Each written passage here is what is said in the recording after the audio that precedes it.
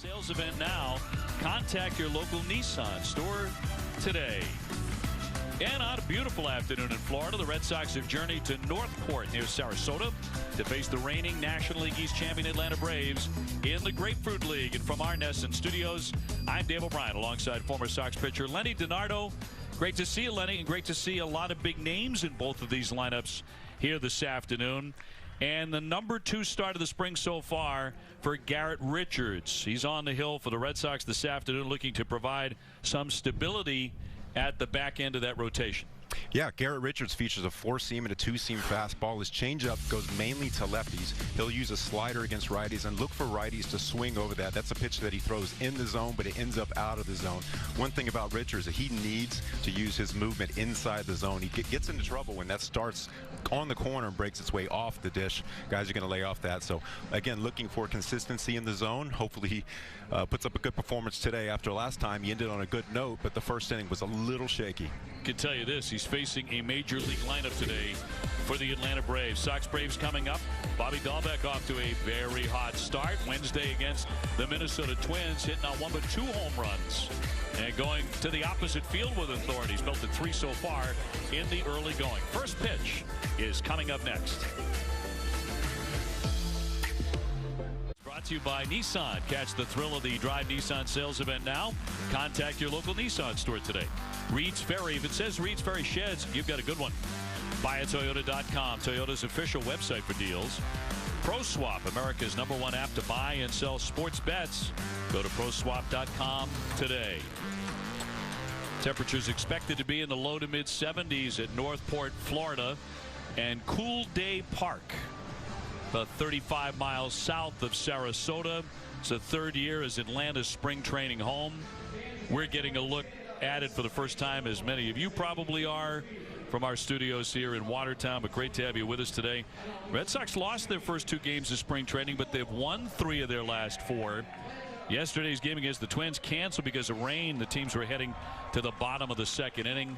All of Lenny's best stuff was on the table, but you'll hear that today instead after that game got canceled. Here's a look at the starting lineup for the Sox today. It'll be Kike Hernandez to lead it off at second. Alex Verdugo in center field. Hunter Renfroe in right. Rafi Devers at third base. Christian Vasquez getting the catch, batting 5th. Marwin Gonzalez, the designated hitter, with Michael Chavis at first base. Cesar Puello is in left. And Jonathan Arauz is in short, and the #9 hitter. Starting pitcher, it'll be Charlie Morton, who had Saturday's outing rained out, now 37 years old. He signed as a free agent with Atlanta, leaving Tampa Bay. And he has been a terrific big game pitcher throughout his career. Last year with Tampa Bay, 2-2, a 4.74 ERA. Let's take a look at the Braves defense. Ozuna in left, Pache in center, Acuna in right. Third to first is Riley, Swanson, Albies, and Freeman. Darno is catching Morton. Look at your umpires today for this spring training game. Behind the plate, Eric Bacchus, Brian Onora, Tim Timmons, Manny Gonzalez around the bases. And as mentioned, just a picture-perfect day. Winds blowing in. Temperatures expected to get up to about 74 degrees. Right now it's 70. Wind in from left field, and nothing but sunshine and blue sky in Florida. So Kike Hernandez about to lead things off here. Red Sox right now leading the majors in spring training batting average at .302. Leading the majors in runs, home runs, slugging, and OPS. I don't think the offense is a huge question going into 2021 for the Red Sox. I mean, the offense is going to be there. I thought the offense wasn't terrible last year. It just shows you how important pitching and defense was when you're looking at the results of a season. Kike signing as a free agent, 29 years old. Verdugo on deck. Alex got in the lineup yesterday, and that one socked the opposite field. That'll drop down and hug the line. Acuna trying to dig it out, and Hernandez on his way into second base. So a fine at bat right out of the chute. It's a great job by Kike right there, seeing the ball the other way, driving it, keeping that bat flat through the zone. got a little bit too much of the dish. That ball started outer third and ran its way over the middle. Did a good job running out of the box, thinking two all the way from the get-go. So quickly into scoring position in front of Alex Verdugo. It was such a breath of fresh air last year. Coming to the Sox in the Mookie Betts trade, he hit .308. Going to be in center field this season much of the time. If you missed it, Jackie Bradley Jr. has signed with the Milwaukee Brewers a 2-year deal. Pretty unique setup for Verdugo right there. It's like he's standing straight up, very loose hands, very loose elbows. You see a lot of guys, especially in the past, when they get in that stance, their elbows are poking out in every which direction. If you see him, he's just kind of sitting there waiting, keeping relaxed. He's pretty loosey-goosey as a personality too, as he takes a big rip at that one and fouls it away. Remember when he screamed for the entire world to hear it after he stole the home run from Travis Shaw last year? That was a classic. I tell you, that swing right there is not relaxed. That's a pretty quick bat right there, which is, you know what, it's a direct relation to how loose he starts out. Quick bat. Led the Red Sox in hits, batting average, and on base percentage. They're facing Morton, who was originally drafted by the Atlanta Braves. So he's back where it all started. Made his major league debut as a Brave in 2008. It's a great pickup for them, really, if you think about it. You know, last year's starting rotation was a little bit piecemeal. You know, they had to tape it together, and their bullpen kind of held up the bargain to get them where they needed to be. But, you know, having a guy like this, a veteran presence, a proven winner, guy that can kind of take the youngsters under his wing and show them what they need to do in order to win ball games. And the #1 starter, Mike Soroka's coming back from injury. We saw him throwing today. And ball 4. So Morton gives up Verdugo and a walk, and that'll put runners at first and second. Quickly for another new face for the Red Sox, as is Hernandez, and that's Hunter Renfroe.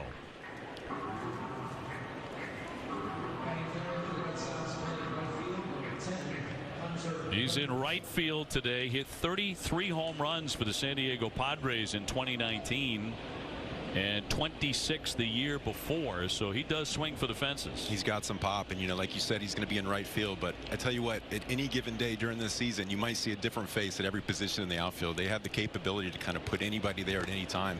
You know, it's great to see that, because, you know, if a guy needs a breather throughout a 162-game schedule, which they currently have this year, thank goodness, you know, you're going to have guys off the bench that can take care of that. Red Sox do feel, Alex Cora does feel, he can be versatile with the outfield spots. Rafael Devers on deck. Red Sox trying to strike right away against the veteran Morton. And that one driven to center field, right at Pache. He'll make the play. Hernandez is going to hold there at second base as the throw came in. So Renfroe hit the ball pretty stiff, but for an out, and one man gone. Looks like it was just on the outer third. Maybe just quite got the end of the bat. Sits back on that a little bit longer, drives it into the gap. Pache, a top prospect for Atlanta, in center field today. And it'll send up Rafael Devers. 2 on and 1 out for Rafael, who is now all of 24 years old. Up high for a ball. It's amazing when he came up how young he was and how he made a pretty quick impact on the club. I know defense was a question when he first came up, and I know he was working extremely hard to up that game. Looking to put up the full season numbers that he did 2 years ago when he hit .311, 32 homers, 115 RBIs. Lenny, he had 54 doubles that season. I was looking at it this morning, and he scored 129 runs that year, 2019. When you look at the totality of the season he had, it was even better than I remembered it. Sure. Ooh. Oof, yes, that's right. That's exactly what he said. That's a big hack right there. A lot of similarities between the stance and the swing between him and Verdugo. Often talks to himself after a swing like that. Sometimes he closes his eyes. What's the old adage? You're breathing through your eyelids. You know, whatever works. Sure. Well, when he's on, man, does it work. Socks that one foul. Hit that one off the ground. He did, which he's been known to do. Tom Goodwin getting out of the way. This is not an easy pitch to get to. First, you have to recognize that it is a breaking ball and make that adjustment down in the zone.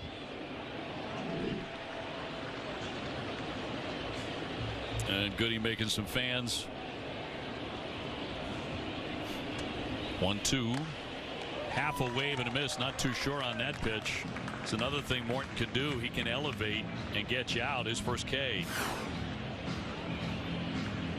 I mean, that's a weapon right there. Being able to throw up in the zone, especially when you have a curveball. That ball comes out of the same slot, same release point. So when you're trying to recognize a pitch, a curveball and then a high fastball and vice versa, very, very difficult to pick up. Christian Vasquez doing the catching in the early innings today, and he'll dig in for his first at bat, coming off another good year. Hit .283 last season in the short campaign. And he will look at a ball.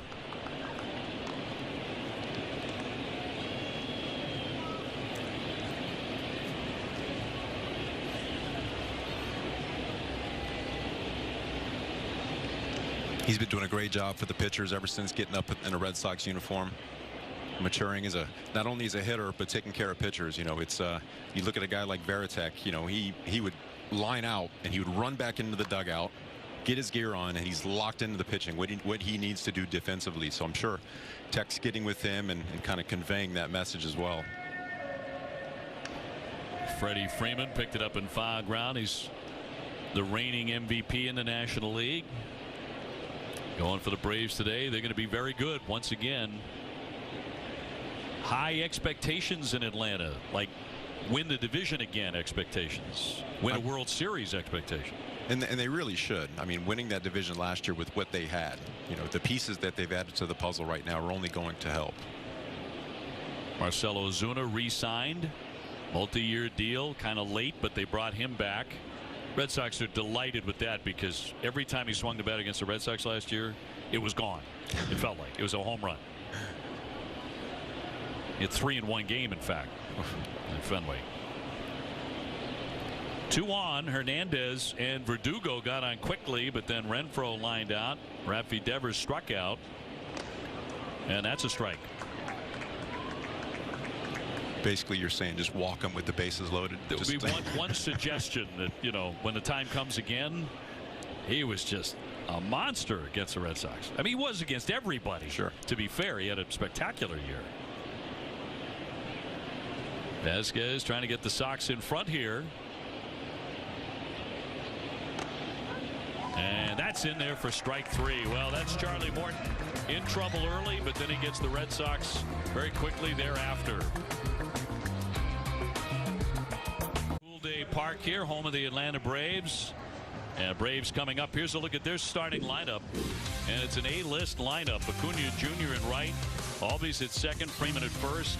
Ozuna in left. D'Arnaud does the catching. Dansby Swanson, their everyday shortstop. Riley at third.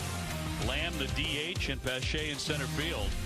Up against the right-hander Garrett Richards, his second spring start. 2-2 at the Padres last year, a .403 earned run average. Made some starts. By the end of the season, he was working out of the bullpen. Let's look at the Red Sox defense. We've got Puello in left, Verdugo in center field, Renfroe in right. Third to first, we've got Devers, Arauz, Hernandez, and Chavis. We've got Vasquez pitching to Richards. And Acuna Jr. maybe the best player on this team. That's saying something. We'll take ball 1. 2018 National League Rookie of the Year. And it was a 30-30 man 2 years ago. So it'll be, by the way, that's Richards pitching to Vasquez. That's a little left-handed pitcher for you. Enemy coming out. High fly up into the sun, and Puello coming in on it, and he takes a tumble, but he hangs on for out number 1. It's a real high sky out there. Did a good job of putting his glove in the way of the sun right there, running on the ball of his feet to make sure the ball isn't bouncing in the air. Good job staying with it. Might be a battle throughout the day. Albies next.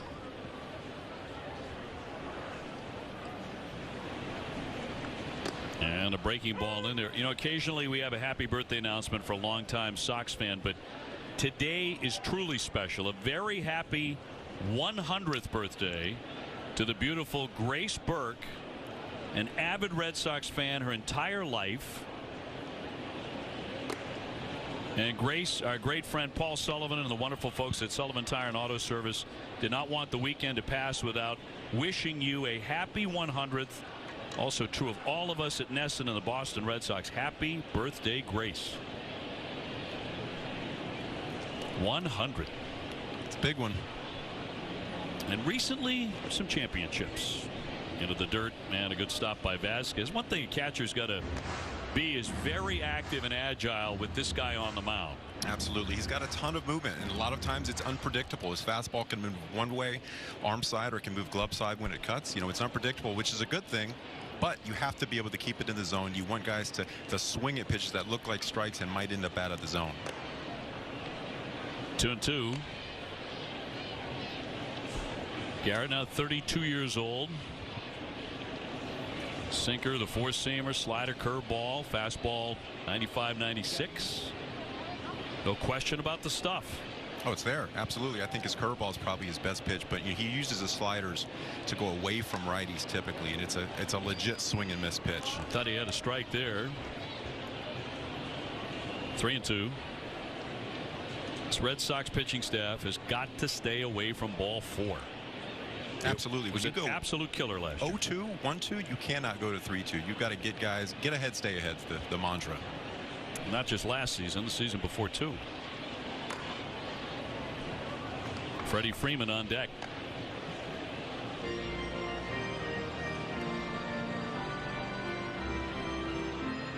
Alex Cora talked about Garrett Richards, saying he reminds me quite a bit of Kevin Brown. Talk about the hard stuff, everything hard, hard, hard. And he's going to walk him. Ozzie Albies will take ball 4, and Freeman up next. Alex making that comparison to Brown, he said, you know, it's stuff-wise. Sinker with a lot of the same action that makes hitters uncomfortable when he's throwing it effectively. Absolutely. And you know, both those guys have a ton of extension out front, bigger guys. But I tell you what, if you remember Kevin Brown, that guy was huge. He was an absolute animal on the mound too. Perfect pitcher's build. I thought that the first part of his career, 6'4", maybe 210, something like that. Hot shot off the glove of Chavis, going to roll into an empty space, and everybody's going to be safe. And Freeman and Albies are aboard for Atlanta. Big smile out of Freddie. Chavis got a piece of it.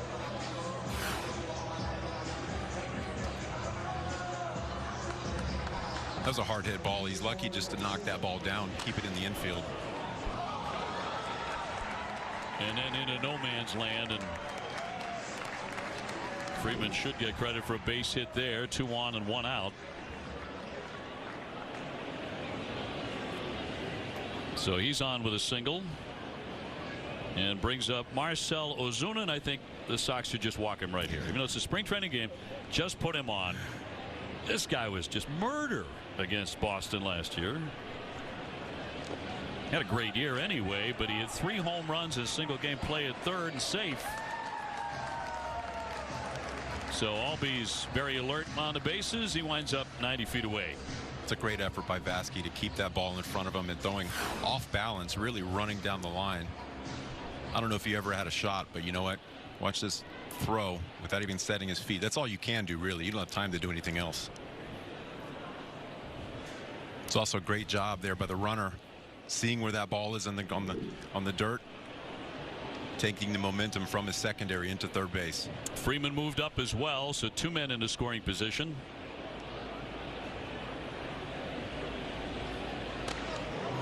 Right now he's kind of all over the place. And that was the problem in his first inning in Fort Myers last weekend too. Had a very rough first inning and really settled in after that. Pitched quite well. Only went one more inning, but he got him 1-2-3. Not quite the same lineup, same ball club.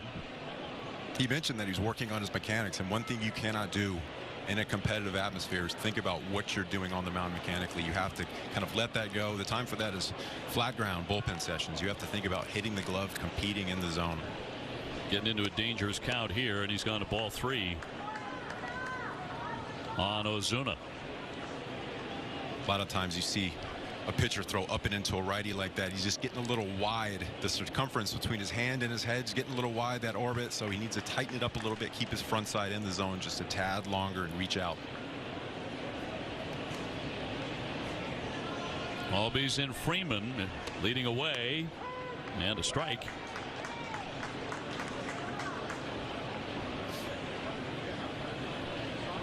So much of Richards is staying healthy.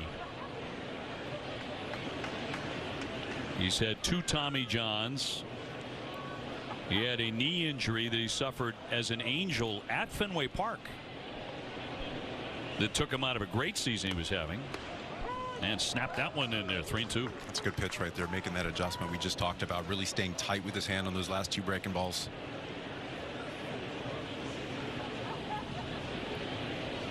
Well, trying to do what his counterpart Charlie Morton did in his first inning, get out of an early jam. Ozuna 338, 18 home runs last year. Remember, that was in just 60 games. Lunging, gets a piece and hangs in there. Talk about that 3 home run game. He hit 3 at Fenway on September 1st last year.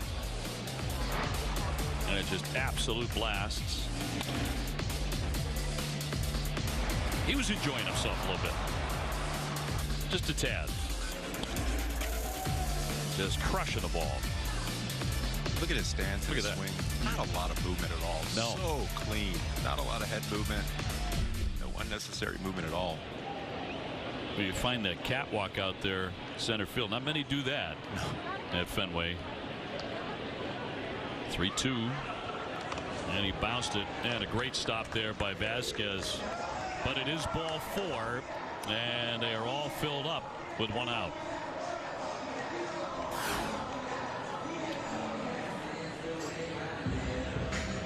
Oh, that's a great job. That's something that he works on constantly.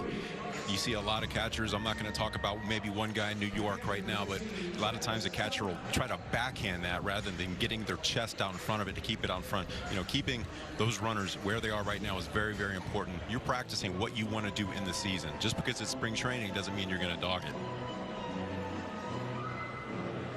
Well, Dave Bush back for his 2nd season as the pitching coach.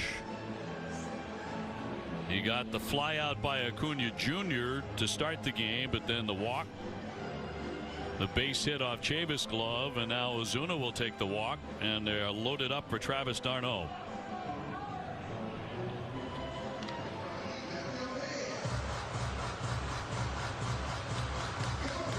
He's going to try to get ahead of this guy with a little bit of damage control. Batting averages are sky high when you get behind in the count, so I think his key right now is to get strike 1, stay ahead.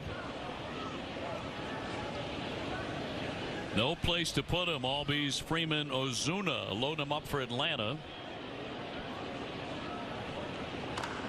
And a little tapper here, foul off third. Devers collects that on the grass, and strike 1.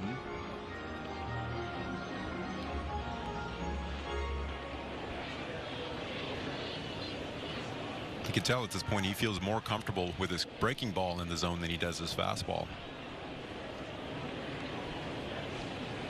He's got tremendous curveball spin rate and the slider as well. He actually throws his curveball with 2 fingers. His pointer fingers just kind of dangling off to the side.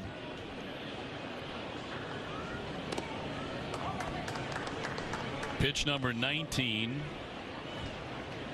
He was really saved by the 20 pitch rule that allows the manager to call an inning at 20 pitches last year. This game, by the way, is going to be 9 innings in length. Both managers decided yesterday that today they'd play 9. 1-2. Nice little two-seam fastball running in right here. A little extra giddy up on that one. A Brave at every base here in the first inning. And a 1-2 to d'Arnaud. Right through it.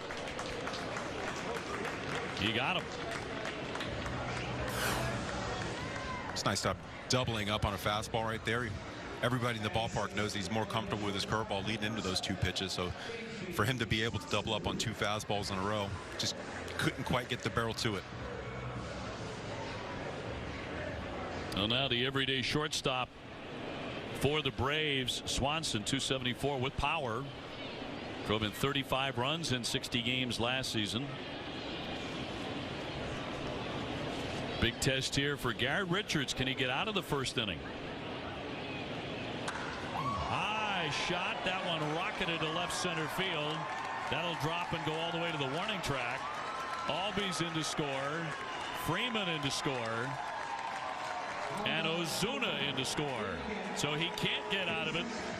Swanson crushes that one into the alley. And winds up with a 3-run double. Tried to triple up with the fastball, feeling like he controlled it now, so he was able to kind of look in that zone, one pitch, one zone. You know, a pitcher not comfortable with his fastball goes back to it the third time because he's starting to kind of get a grip. A hitter is able to kind of predict what zone, what pitch he's throwing. Austin Riley, number 7 hitter in the inning, takes a curve in for strike.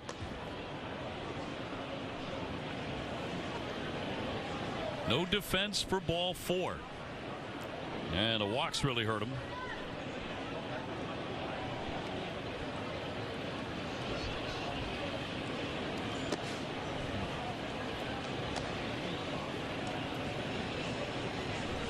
Opening day for the Sox on April 1st at Fenway Park against the Baltimore Orioles.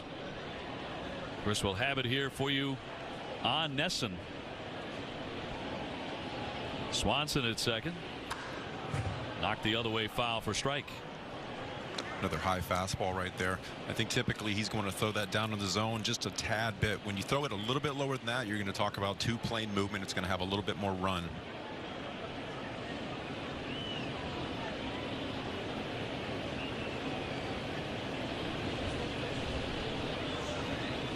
We should also see Matt Barnes go today. The left-hander Josh Taylor, a couple of guys out of the pen. Right back to Richards.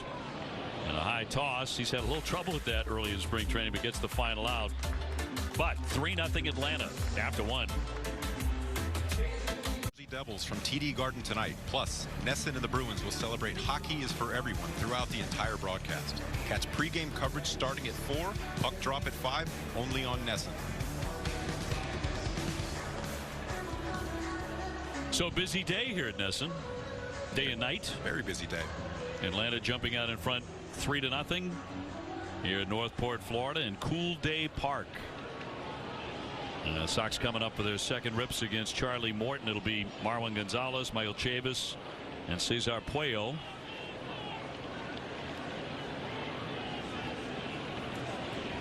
Red Sox opened up the first inning with a double and a walk, but then Morton shut him down. Gonzalez looks at a strike. Marwin, a new face as well here in 2021. Versatile guy. You can play him virtually anywhere. Veteran switch hitter. Marwin, one of those guys, again, like you said, he can play everywhere but pitching and catching. If we're seeing pitching, it's not a good idea. Not a good idea. Not a good sight. No. He would be the first one to say that. Although I bet he would also say, hey, Lenny, tell you what, I get pretty good movement on this. I mean, I can run this off the corner of the plate, and lays into that liner, but right at Pache, a sinking line shot for out number 1. Yeah, I don't know if position players like pitching more or pitchers like hitting. I mean, that's kind of a coin toss. Who likes to do it best? It's funny, though. I've never heard one of them in 30 years of doing this say, hey, you know what? If you give me a choice between getting in a game on the mound or behind home plate, hey, put the pads on, man. Just give me the chest protector. Give me I can't wait to get back. Nobody ever says that. Ever. I can tell you one of my most precious possessions is the baseball from my one hit. I'm 1 for 5. It was a bloop single to Barry Bonds facing the Giants when I was with Oakland, and it was a half a swing bloop. Just dropped in, and I've got that on my mantle. Sure. And by the way, that's not my memory. You hit it right on the screws. It one hopped the wall. They were lucky to hold you to 1. Now, who is the pitcher? Cain. Matt Cain. Matt Cain. He was 2007 Cy Young that year. Yeah. Well, that's a good keeper, Len. Yeah, about 95 up and away. He was filthy. He was. I didn't see the ball. Eyes were closed. They had to tell me to run. These are all details that you leave out of this story, of course, when you tell this, at Thanksgiving in front of the big table. The footage might be out there, so I gotta be honest. Chavis with a pop to right, charging in Acuna, and a dive by Albies. He can't get to it. And Chavis keeps on chugging into second base. Well, that sun's going to be tough today. It's a hard ball to see. That ball's kind of out in no man's land right there. You see him look. You got it. You got it. Nah. If there's any kind of doubt, someone's got to take charge. Now that looked less about the sun than it did about communication. Absolutely. They both looked at each other at the same time. Are you going to take it? And Albies was not wearing glasses anyway. So Chavis winds up at second. And we'll bring up Puello.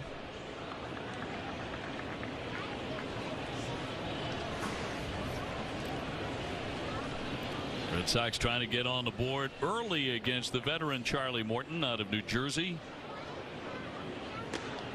Half a wave and a miss. You get fooled on that one. Tell you what, that's a good pitch right there. That ball looks like a pitch right on the outer third, breaks its way off. Very, very difficult pitch to hit. You can see by that swing right there, he just basically gave up on it about halfway through.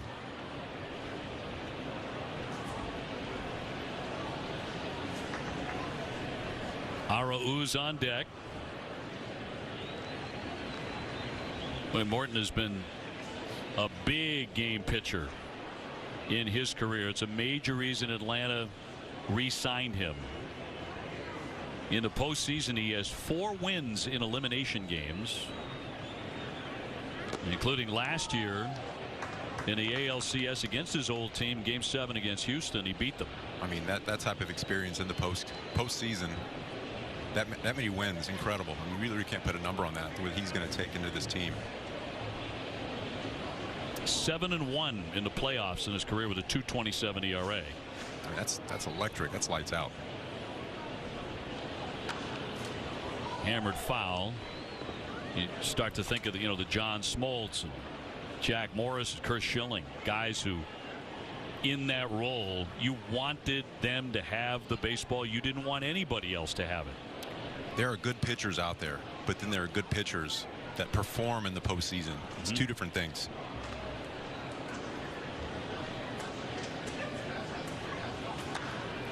Little ground ball, one hopper. Freeman will get there first. Down to third, Michael Chavis. So the Red Sox have a man 90 feet away with 2 down. It's a good job by Morton right there, going away with 2 breaking balls, trying to get in on his hands with 2 strikes. Basically changing eye levels right here. Previous pitches were away, got him to extend his hands, moved that one in on his hands right there, just couldn't quite get to it. It's all about location. Arauz will climb in, hoping to pick up a run here. Atlanta leading 3-0. You're talking about great Braves players. We mentioned John Smoltz a moment ago. We're going to talk with Chipper Jones on our broadcast in a couple of innings. You have a relationship with Chipper. It goes back a ways, and he's now a special advisor. He's a hitting guy for Atlanta. Yep, his dad was one of my coaches, my hitting coach in college back when I actually did swing the bat a little bit. Great coach, great friend. Glad to see Chipper back in uniform. Yep, Hall of Famer. Look forward to chatting with him. Getting the lowdown on this Braves team, which is going to be one of the most exciting teams I think to follow all summer long. Breaking ball downstairs.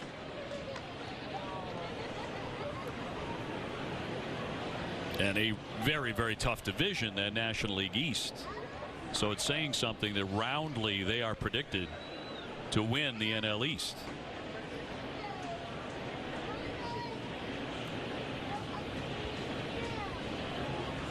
Arauz lays off. Good stop by d'Arnaud. And pitch down into the dirt. He went sprawling. Morton's looking pretty comfortable so far. That's an intentional pitch right there. You want that to be down. You want him to chase it. Looks like a good pitch, and then it's gone.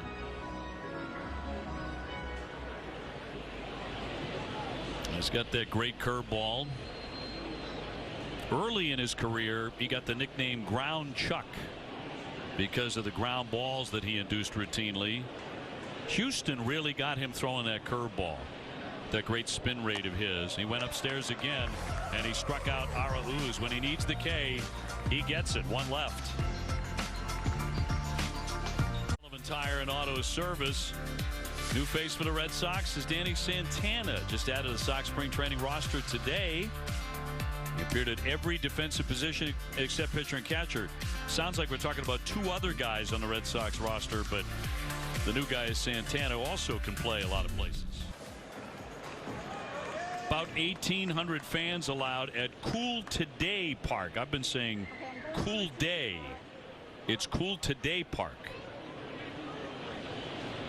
And temperature expected to be about 74 at Cool Today. It's a cool day at Cool Today Park, I suppose. In there for a strike on Lamb. He had 193 last year, 31 games. Richards in his second inning. Rough first. He walked 2, gave up 2 hits, including a 3-run double to Swanson.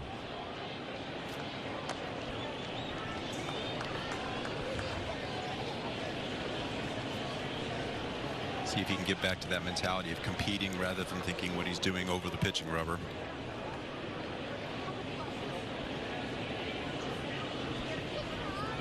One. Well, he's looking to have a strong outing very soon here in the spring, similar to what Eduardo Rodriguez just did on Friday, which was pretty emotional for Eddie.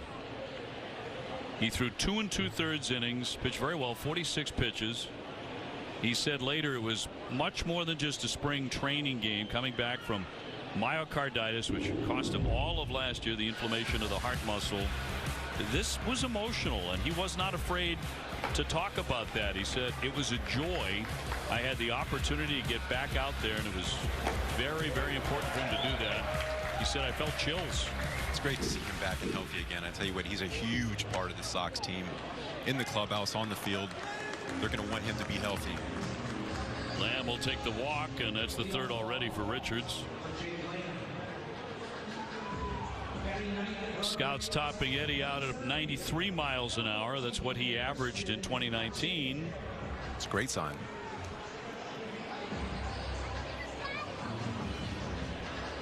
Yes, if this Red Sox team is going to be competitive at a high level, Eduardo Rodriguez needs to be in that rotation and pitching like he did a couple of years ago, and it was wonderful to see him back out there. High fly right field by Pache. Renfroe all the way back and can't get to it. It's off the base of the fence. Lamb on his way around. He will score easily. That one hit a long way by the number 9 hitter. He winds up all the way down at 3rd, makes it 4-0.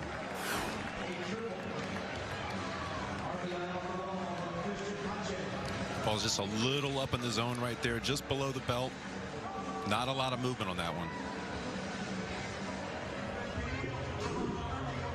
So Pache gets credit for a triple, and they pick up another run with the help of a walk. It'll do it every time.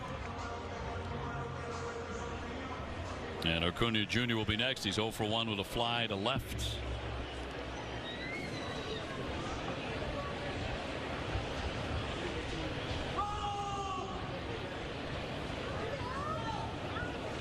Four nothing. The Brave. Infield is in.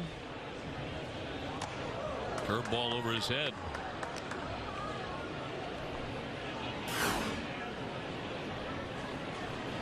Just not feeling comfortable with that pitch right now.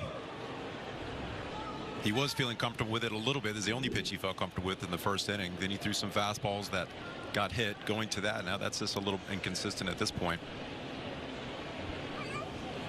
Here's 1-0. Check swing fouled away.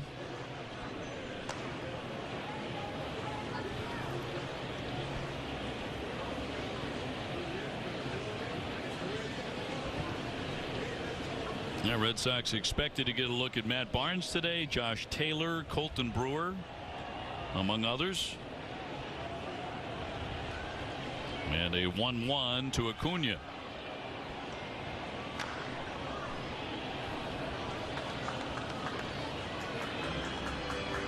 It's nice to see a little bit of competition in the back end of that bullpen this year for the Sox. Competition's always good to have options.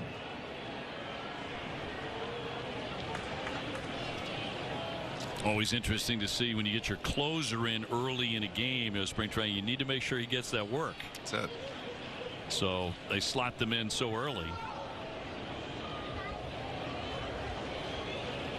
Matt Barnes will be early in this one. The 1-2.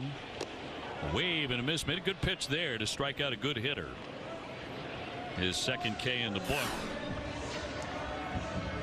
That's the key right there. When you throw a pitch that works, that's exactly what he's trying to do. Now you're going to try to repeat that motion over the rubber and out in front. That's the hard part.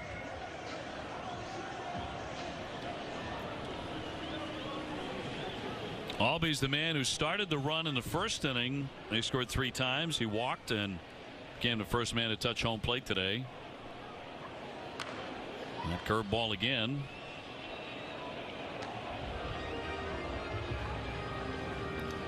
Well, we want to say hello to the Hall of Famer Chipper Jones, who was kind enough to join us right there from the ballpark. By the way, it's great to see Chipper in uniform like this. This is how we remember one of the best third basemen in the history of the game. Chipper, thanks so much for being with us. Dave O'Brien along with Lenny DiNardo. You guys go back a little ways. Hey, Chipper, how's it going? I think he's doing great. He just can't hear us. We'll work on that. Yeah. Unless your relationship wasn't quite as good as I was told it was, and he's simply icing you on this one. Did I not return a phone call? Could be. We'll get that squared away. You know, this is the COVID-19 era, so nothing seemingly is real smooth. We'll roll with it. Yeah. Infield in tight. With Pache there at third. And a 2-strike pitch to Ozzie Albies. Well, he thought about it, but he looked to hold up. And he did. No swing. Called it a back foot breaking ball. That's as about as literal as you can get.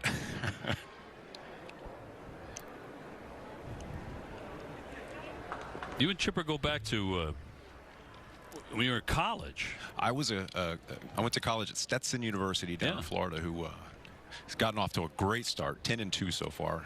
And his dad was my hitting coach, assistant baseball coach there under Pete Dunn, who was there since like 1980, I think. And he would always come around, and anytime we had an exhibition game, he would get at bats and he would talk to the players. And you know, even at that point, you knew that this guy was headed to Cooperstown, just the way he carried himself and how, you know, he would put on a show during batting practice and even off of us occasionally. So. It's amazing how that happens. You can see, you know, a young guy, but just the way he walks and the way he approaches at bats and the way, obviously, the way he swings the bat, and he could swing, you know, both sides of the plate and break your heart. Pop up into right and tagging, but now heading on back. Pache, another good block by Vasquez there, and that is out number 2. We'll give this another try. We're so happy to have the Hall of Famer Chipper Jones with us. Chipper, great to see you, and now hopefully hear from you. I think so. Thanks for having me, guys. There we go. You're the best. And we talk. Lenny was talking about, you know, the first time he saw you, you know, there at Stetson. You looked like a big leaguer the very first time he ever laid eyes on you. I tell you what, you know, I tried to take a little bit of that with me. You used to carry yourself like, man, this guy knows he's good. I tell you what, and used to just put on a show during batting practice and occasionally off of us during exhibition games. And well, I got that swag from my mom, not my dad. My dad taught me all the mechanics and the fundamentals of everything, but mom had that swagger about her. She said, you know, whenever you step in that box, don't let anybody up inside your head. You let everybody know you're the best player out there whenever you step on the field. You know, that's always interesting to me that a lot of guys say this, that they get so much from mom because, you know, your mom puts her heart and soul into your life and your career and everything baseball-wise too, right? Well, my mom was a professional equestrian. She was very good at her craft. She's been riding for about 60 years now. And you know, whenever she rode into the ring, you could just tell she had the utmost confidence. It was like, you know, people would come from all over when she rode into the ring just to watch her ride, kind of like a Mark McGwire whenever he took batting practice. Everybody stopped what they were doing to watch him, and she was pretty much the same way, and I kind of learned that from her. I didn't know that. You know, a guy like Chipper's been around for so long, Hall of Famer, one of the great guys at his position in the history of the game. I thought I knew everything about Chipper Jones. That anecdote right there is so cool that your mom's a professional athlete. I didn't know that. Yeah. Yeah, and very athletic. I couldn't beat her in a foot race till I was probably 14 or 15. Just a tremendous athlete, strong as an ox, handling those horses, you know, every single day. She's definitely the rock of our family. And no ideas. Freeman will take ball 4. Chipper, how are you enjoying this new role for yourself? Back in uniform, you look like you could step out and get 4 hits today. But how do you like this new role for you with Atlanta? Well, I got a lot of gray in this beard now that says otherwise. You and me both. You know, I am enjoying my time thus far. You know, when I called Alex Anthopoulos this offseason, I really wanted to do a little more than just be the quote-unquote assistant to the general manager. I really felt like I could see things on TV that I could help these guys with. And obviously we got a really good ball club here in Atlanta, and who wouldn't want to be a part of it, but actually getting down here in spring training and going through the nuts and bolts of it every single morning with these guys and learning what makes them tick has been a blast for me up until this point. So Chipper, you got a Hall of Fame career. There's a lot of Hall of Famers out there that just didn't know how to teach it. Are you having an easy time kind of conveying what you did, how you went about your business, your swing mechanics and all of that?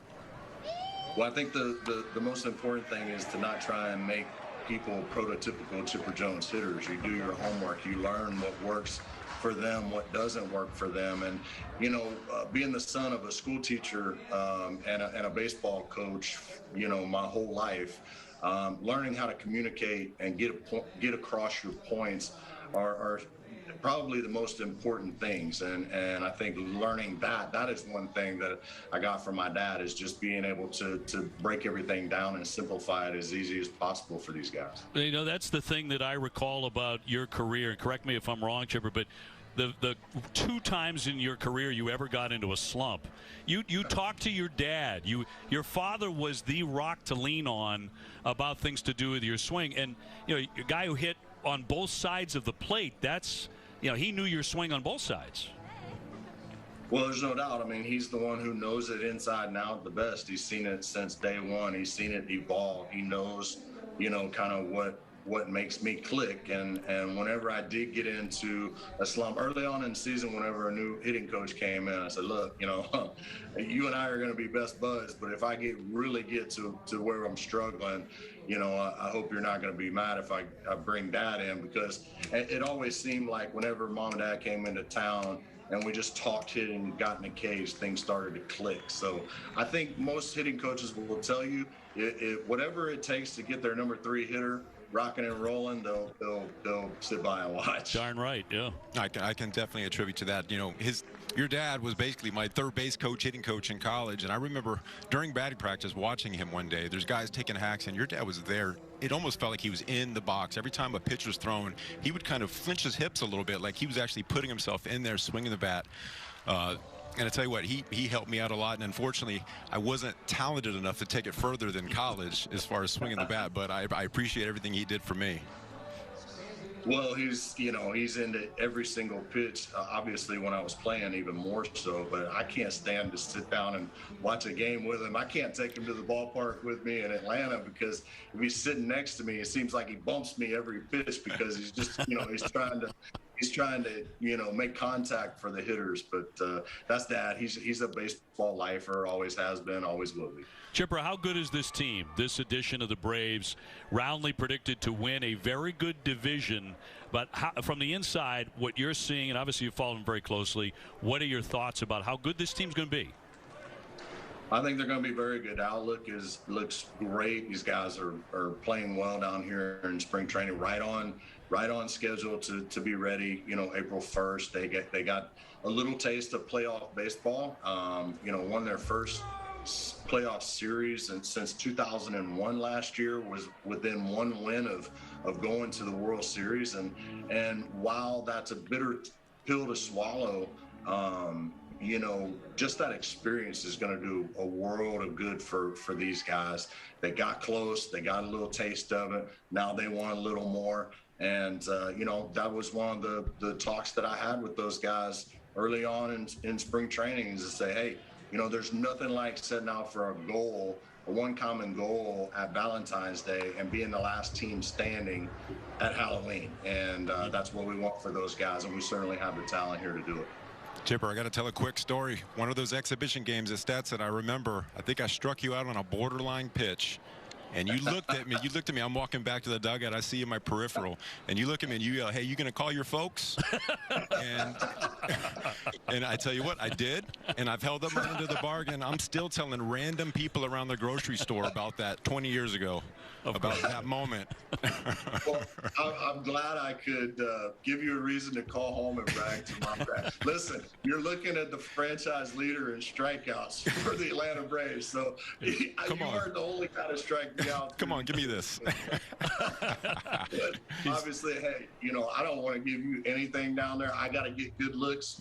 Thank you for giving me that good look to get me ready, for spring training and the regular season. And obviously, I remember many of those duels back in the day. It was always fun to get out there and mix it up with the college guys. On that topic, who is the toughest you ever faced in your major league career? Do you have one guy that you still have nightmares about? Because you hit everybody, but who's the one guy that maybe got you?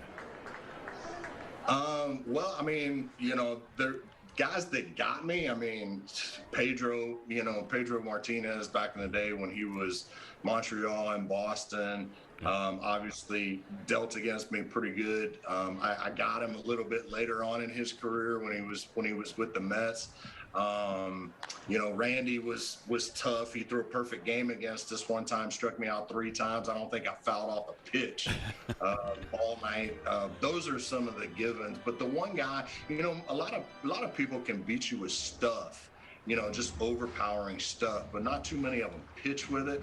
And I always say that Clemens was one of the hardest guys to really put the ball in play, because he had stuff, but he pitched with it. Nothing was over the heart of the plate. I remember I had a 9-pitch at bat against him, my first at bat in Houston one time. I came back first inning and I'm just dripping sweat. And my teammate Eric Hinsky, comes up to me and he says, "Are you okay? I mean, you sick?" And I was like, "Bro, I just worked my tail off to ground out the shortstop." Right.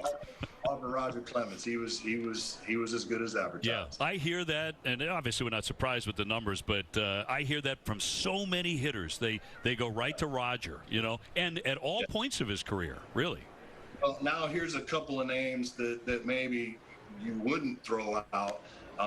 Woody Williams, I was like 1 for 22 off of Woody Williams. Really? Wow. And I was 0 for 27 off of Hideo Nomo before I got my first hit off him. Wow. So those are two kind of, down the line guys that really gave me trouble. Isn't that fascinating? I mean, it's amazing stuff.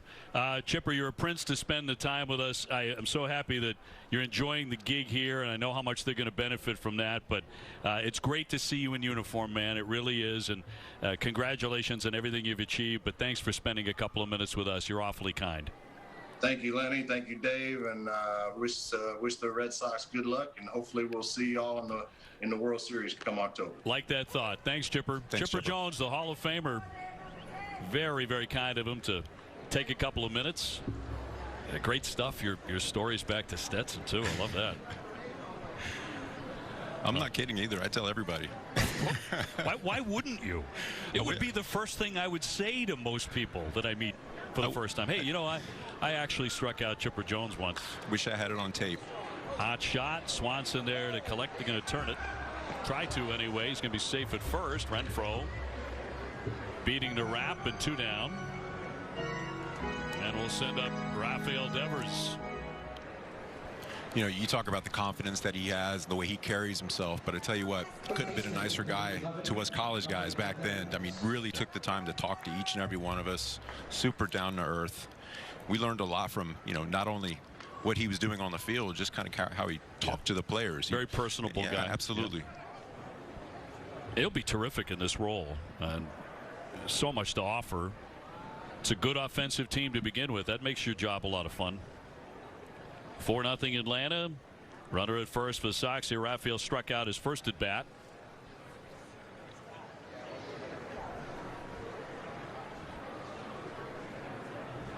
And that one will sail up high from Morton, working into his 3rd inning. Started the inning by hitting Kike Hernandez with a pitch, but then he goes to the ground balls, and all of a sudden 2 down. Anytime you put the first batter on first base, I think your next philosophy should be keep the ball down, let them beat it into the ground. You could have 2 outs with 1 pitch, which he does a lot. It was reported that Tampa Bay, we pitched for last year, was looking for a creative way to re-sign him and bring him back, because he was eligible to become a free agent after 2020. They declined his $15 million option for this season that allowed him to go free, and Atlanta scooped him up. I think for 15 as well, so he ended up getting that. I mean, what's not to like about this guy? You look at what he's doing on the field, his numbers, you look at his pedigree, winning ball games in the postseason. He looks extremely comfortable right now for at this point in spring training. It's a great fit for the Braves, who thoroughly expect to be playing into October. Down on a knee, Rafael will pop that one up. Riley will make the catch for out number 3, so that'll do it for the Sox. 4-0 Atlanta. Ticket plans provide fans with the best seat locations, price, and benefits. Plans begin at 10 and 20 games. For more information, call 877-RED-SOX-9 or visit redsox.com/season tickets. Beautiful sights in Florida. Temperatures up into the 70s. Braves with a 4-0 lead over the Sox here as we go to the bottom half of the 3rd inning at Cool Today Park in Northport, Florida. About a half-hour drive south of Sarasota. And again, our sincere thanks to the great Chipper Jones for joining us. Josh Winkowski pitched in the minors in 2019. No minor league season last year, of course. He grew up in Fort Myers. Red Sox spring training site, of course. Attended Cypress Lake High School in Fort Myers until he transferred to another high school approximately 12 miles south of JetBlue Park. So, like Thad Ward, another Red Sox minor league pitcher, he has those strong connections to Fort Myers. Gets on the bump here for the 3rd inning. Garrett Richards, 2 innings, a lot of control problems. Walked 4 men today. Yeah, that's not what he wanted to do today. You know, he ended up throwing 2 innings the other day. First inning, struggled a little bit and bounced back in the 2nd inning. It's a lot easier to leave the ballpark when that happens. Today just didn't feel comfortable with his mechanics. I'm assuming, you know, he's going to have to bounce back, maybe throw a few extra in the bullpen or on the side during this week. Darno, Swanson, Riley, the scheduled triumvirate here for Atlanta. Winkowski's first year in a Red Sox organization. He was acquired in a 3-team deal with the Royals and the Mets. In fact, he was traded twice in a span of 15 days. Little roller, he'll scoop that up. 1 away. You mentioned Garrett Richards with 4 free passes and 3 of them scored. Yes, that's a fastball up and away, just losing his front glove arm there. You know, there was at times where his fastball was on point, times where it wasn't, so the consistency just wasn't there. We talked about that pregame, just getting consistent in the zone, letting his movement stay in the zone and then off. It kind of started outside the zone and stayed off today. That was his issue. 1 out for Swanson. He has the big hit. Bases loaded, double. To score 3 runs in the first inning. Winckowski's he's a good example of a minor leaguer getting into an organization or getting into pro ball and developing certain types of workouts that you might not have known or had prior to going into pro ball. His fastball has an uptick in the past couple seasons just by having a plan, basically. Yeah, it wasn't necessarily a high prospect, but I tell you what, if you get traded that many times, you're on people's radar. You're showing good things. 6'4", about 212 pounds, only 22 years old. Born at Toledo, Ohio.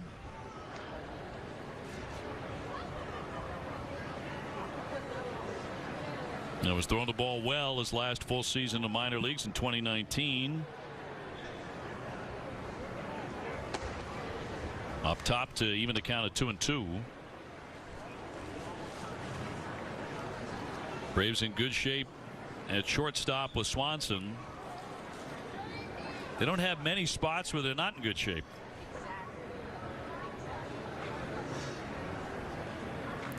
And a 2-2, he got him. Put him away. 2 gone. Nice fastball down in the zone right there. Had a little extra giddy up at the end of that. A lot of times the 4 seamers, when you throw it seems like it's, it starts to get faster as it goes. That's that 4 seam rotation working for you. That'll send up Austin Riley, who grounded back to the mound in the first inning. Goes after the first one, launches a high one into right, but there's Renfroe. And it's a quick inning for Winckowski. Gets a 1-2-3. Game this season. Download the NESN Red Sox calendar with your TV provider info to get the best experience, including game time information, previews, link to NESN.com, and more. Visit NESN.com/schedule today. Dave O'Brien, Lenny DiNardo from our studios, NESN in Watertown, Mass. Red Sox are playing just south of Sarasota against the Atlanta Braves. Great to have you with us. 4-0 Atlanta. Winckowski with a nice inning there. And this will be our second look at Huascar Ynoa. He started against the Sox last weekend in Fort Myers. Last season working occasionally as a starter. Now the bullpen, a 5.82 ERA. They like his arm. Yeah, he's a swing guy, very versatile. He can spot start if you need to. Be a long guy, fill up any role. Be very surprised if he's not in a Braves uniform at some point this season. So Charlie Morton goes the first 3 innings in his first start in the spring for Atlanta, and had a jam in the first inning, got out of that, gave up a double in the second inning, got out of that, hit a batter in the third, nothing came of that. So he looks like he is already in early season form. Yeah, he's right where he wants to be right now. It's nice to go out and strike out the side, but when you're getting ground balls, you're pitching yourself out of jams in spring training. That's what you're going to be facing during the season. So you don't want it to be smooth sailing all the time. You want to be able to make yourself uncomfortable and get out of certain situations. Christian Vazquez 0 for 1. He whiffed in the first inning.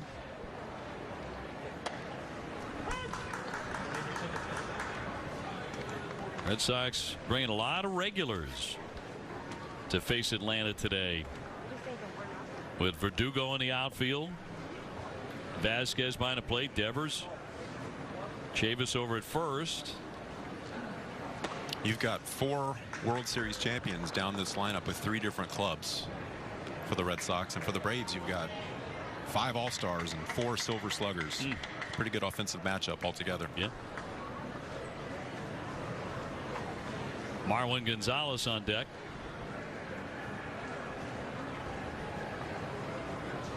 There are a bunch of guys with this 2021 edition of the Red Sox that fans are going to have to get to know.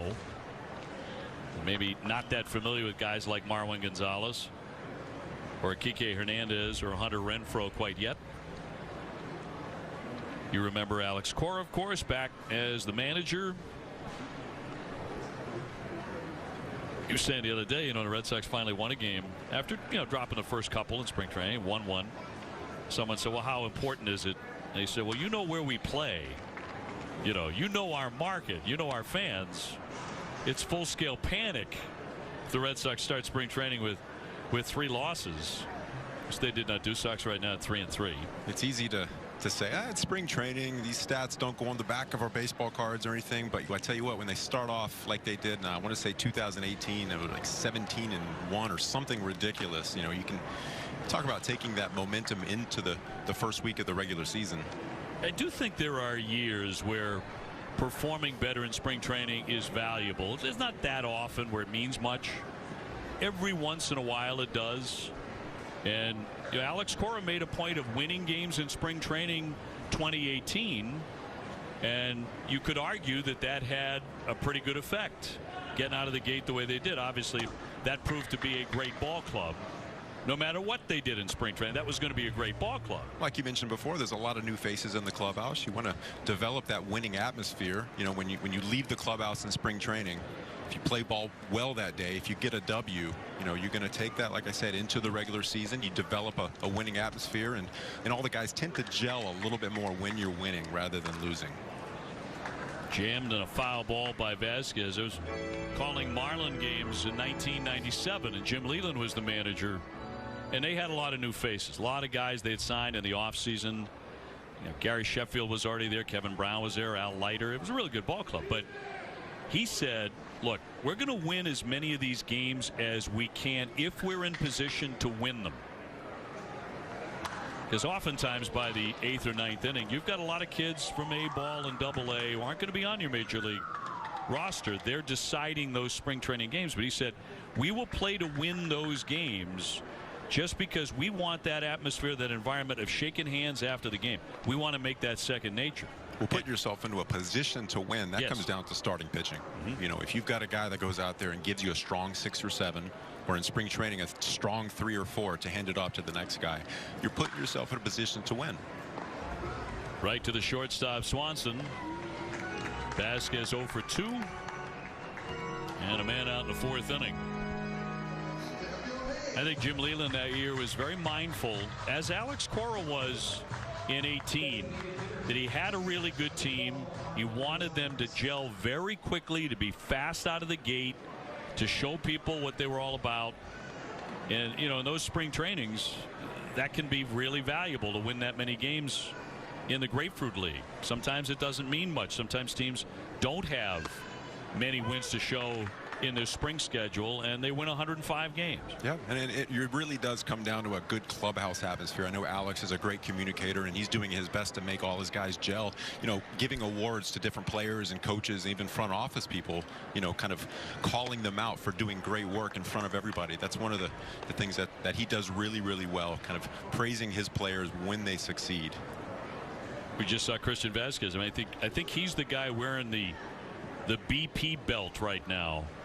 That this is a new thing, and if you're excelling in batting practice, I'd love to understand exactly what goes into that, like how you get to wear the belt.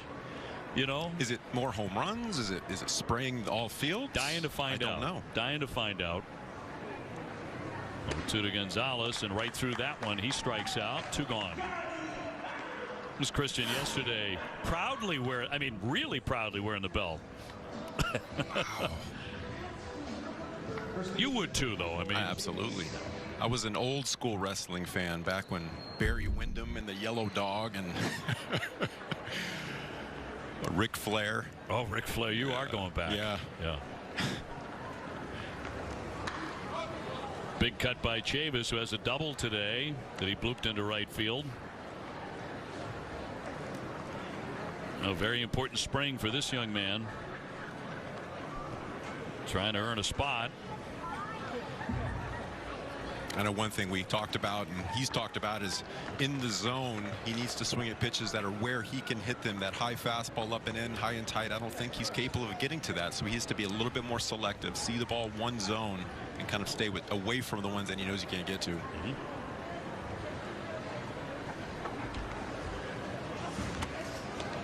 And a swing and a miss, strike 3, and Inoa very sharp as he gets him in order with a couple of Ks.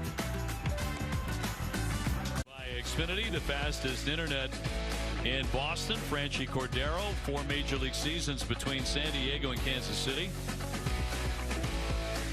That home run exit velocity will catch your eye, 108.9. Third best in Major League Baseball with a minimum of 10 home runs.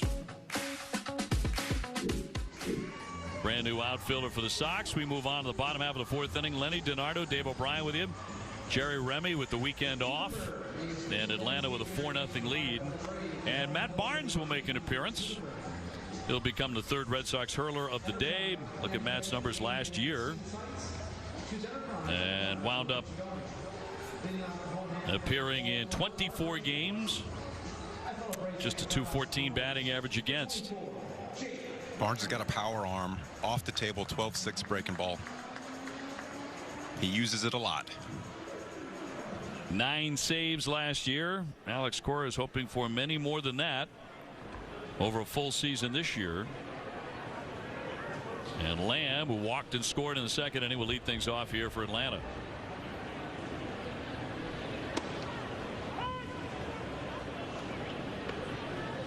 Did you get a look at Trevor Bauer of the Dodgers? I did. Who actually pitched against San Diego with one eye closed on purpose. He actually posted a video with his head over, I want to say, a pirate, Jack Sparrow, one of those guys, kind of sailing around. He put a lot of effort into this video. Oh yeah.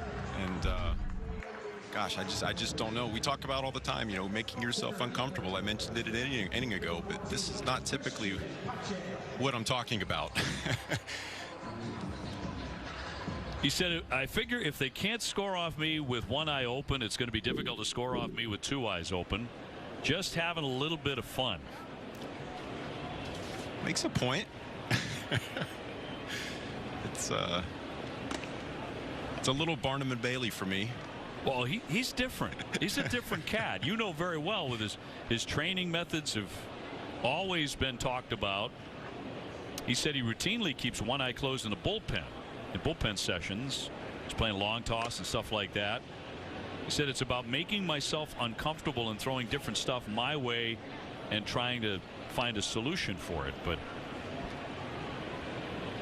that's something I'd want to make sure I talk to my manager about, you know, beforehand. Like, this is Dave Roberts, this is what I'm doing today.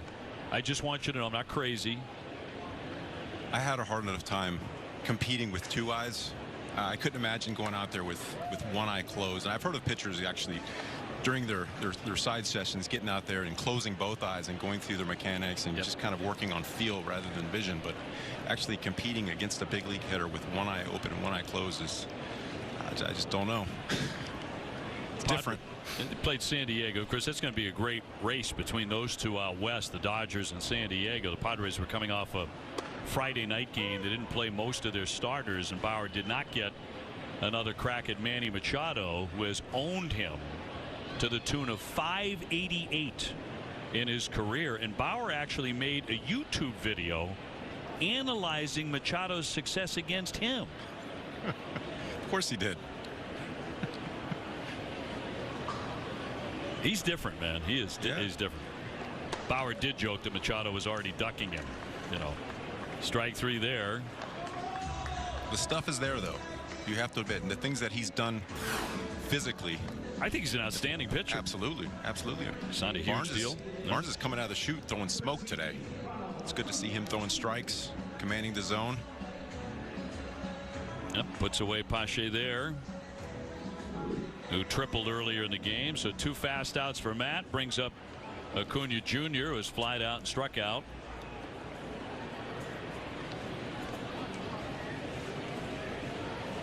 Four nothing the Braves, and a trickler foul for strike one.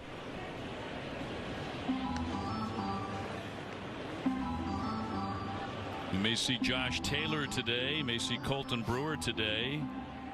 Right-hander Garrett Whitlock also could see an inning.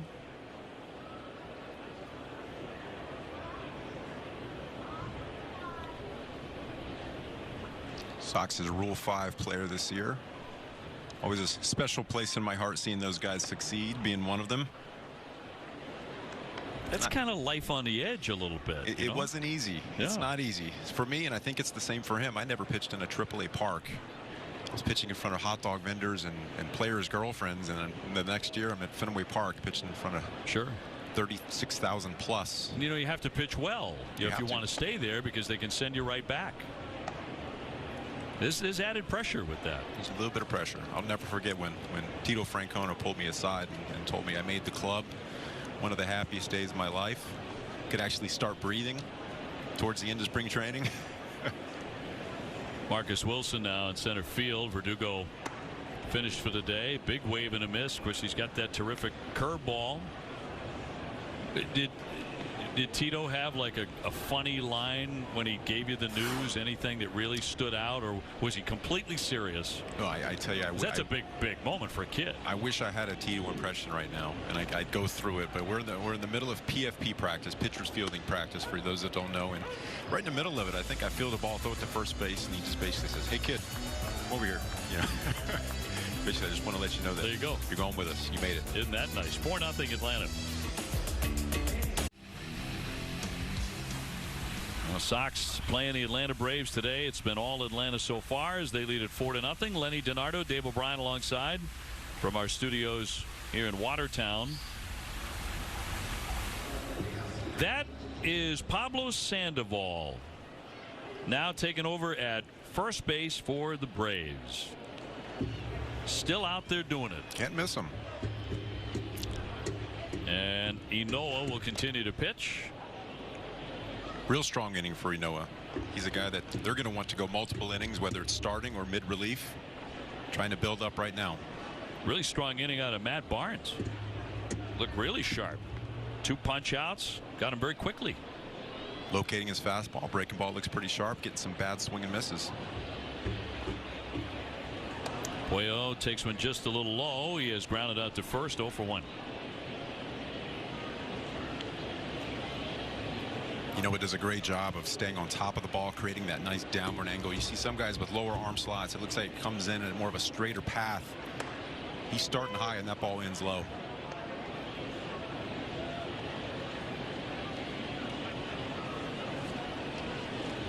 Xander Bogaerts continues to make his way back from a sore shoulder.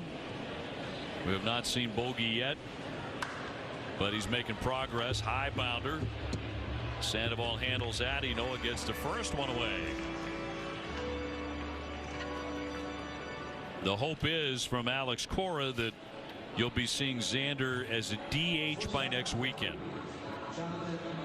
And maybe the following week he'll start to play some shortstop. That's the hope, if this continues to improve. Not a red flag thing. You just want to play it safe with shoulders. Shoulders are a little bit more complicated than elbows, so it's just about building up and creating a progression to get him strong enough. That's not an easy throw to make from shortstop, especially when oftentimes you're off balance. Arauz 0 for 1 with a strikeout. I just think that's one player. There are a couple on this Red Sox team, but one who should not be taken for granted. What Xander has been able to do over the course of the last few seasons. I mean, even last year, he played in 56 games. He had 300 on the button with 11 home runs. The year before that, 309 full season, 309, 33 home runs, 117 runs batted in, had almost 200 hits, scored 110 runs, had a tremendous year.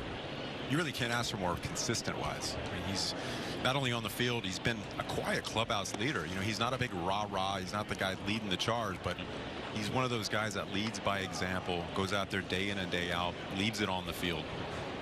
He's also a very thoughtful interview. You and I were talking about some guys before our broadcast today, and the guys you have fun talking to. And Xander Bogaerts is one. I'm not sure he gets enough credit for this, but it's not, you know, the cliche handbook. He will actually give an answer, oftentimes surprising you with the response. It's not just, I'm going to reach into that bag. It's the same thing everyone else is saying. That's not Xander. He's a really bright guy, great clubhouse guy, as you mentioned. They love him in there. Obviously, you love him on the field. But strangely enough, I think sometimes he gets taken for granted in Boston when you talk about the big stars in sports in the city. Yeah, I don't know if that's my imagination or not, but that's just how I kind of look at it. I totally agree. You know, and I think it just goes down to him going about his business, playing the game his way hard. Very athletic play on the field, and it's a quiet 300 last season. I mean, you didn't really talk about it, you know, and you're going to hear more about the rah-rah guys in the clubhouse. Right, All the reporters are going to kind of flock to them. Like, what's he going to say today? Sure. Right? But, and Xander's not a guy who seeks the spotlight. no, not at all. But his performance merits a lot more, I think, than he gets. A swing and a miss by Arauz. 2 up and 2 down.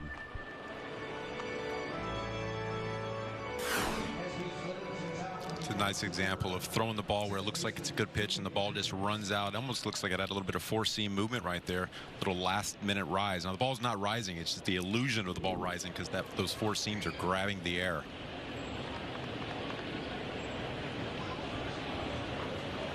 Kike Hernandez with a double, and he's been hit by a pitch.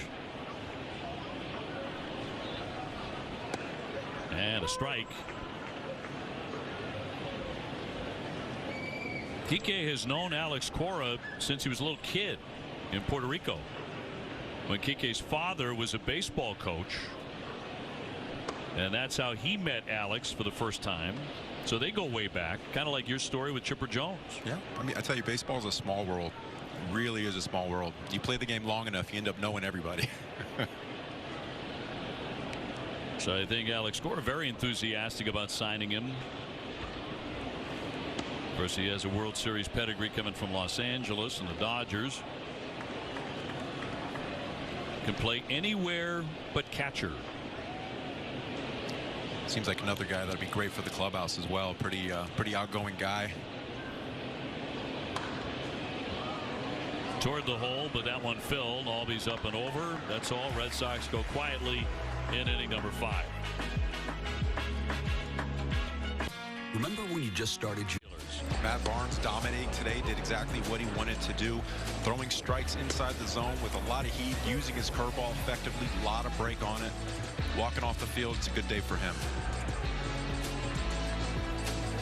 Love to see that every 9th inning. That's it. From Matt Barnes, he was on it. Good to see this early in spring training. 4-0 Atlanta. And Josh Taylor comes out of the bullpen, a left-hander. Not a whole lot to speak of last season for Josh because he was on the DL or the injured list. 2 different stints. But the previous year, in 2019, he appeared in 52 games, 2-2 with a ERA of 3.04. It's going to give you another look from the left side. Entering his 3rd season in a Red Sox uniform. Broke in originally with the Phillies in their organization in 2014. Did not pitch in the major leagues, but then it was on to Arizona. Made his major league debut in 19 with Boston. Albies has walked. He's also flied out. He has scored a run. The first inning, Atlanta got 3 off of Garrett Richards, who had a lot of trouble finding the strike zone in his 2 innings. He walked 4 men, loaded up the bases when he walked Ozuna in the first, and then Dansby Swanson really made him pay with a 3-run double. They added another run, and a walk played a vital role in that in the 2nd inning. So far the bullpen's been impressive, and it all comes down to throwing strikes early in the count, getting ahead, staying ahead. Hitter's going to have an uncomfortable at bat if you're 1-2, 0-2.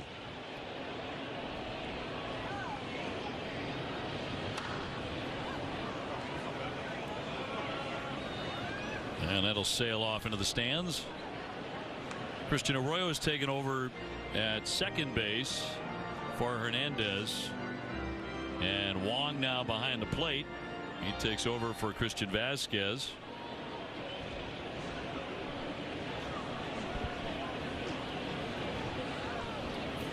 The game, both managers agreed would go 9 innings.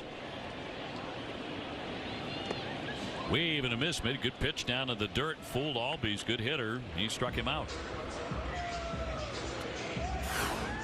That's a good example of throwing a ball that looks like a good pitch to hit. When it leaves its hand, he's got fastball arm speed. By the time the hitter makes up his mind that it might not be a good pitch to hit, that's what the swing looks like.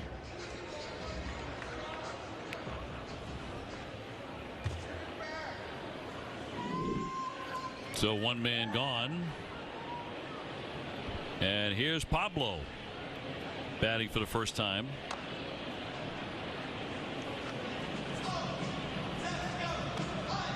I think probably the first thing that most Red Sox think of, first or second, when Pablo comes up on screen here is, oh, are we still paying him? And the answer to that is no. Off the books. I would almost guarantee that's the first thing the average Sox fan thinks about. It's a really good changeup right there by Taylor. He's really selling it. It's got a lot of downward action.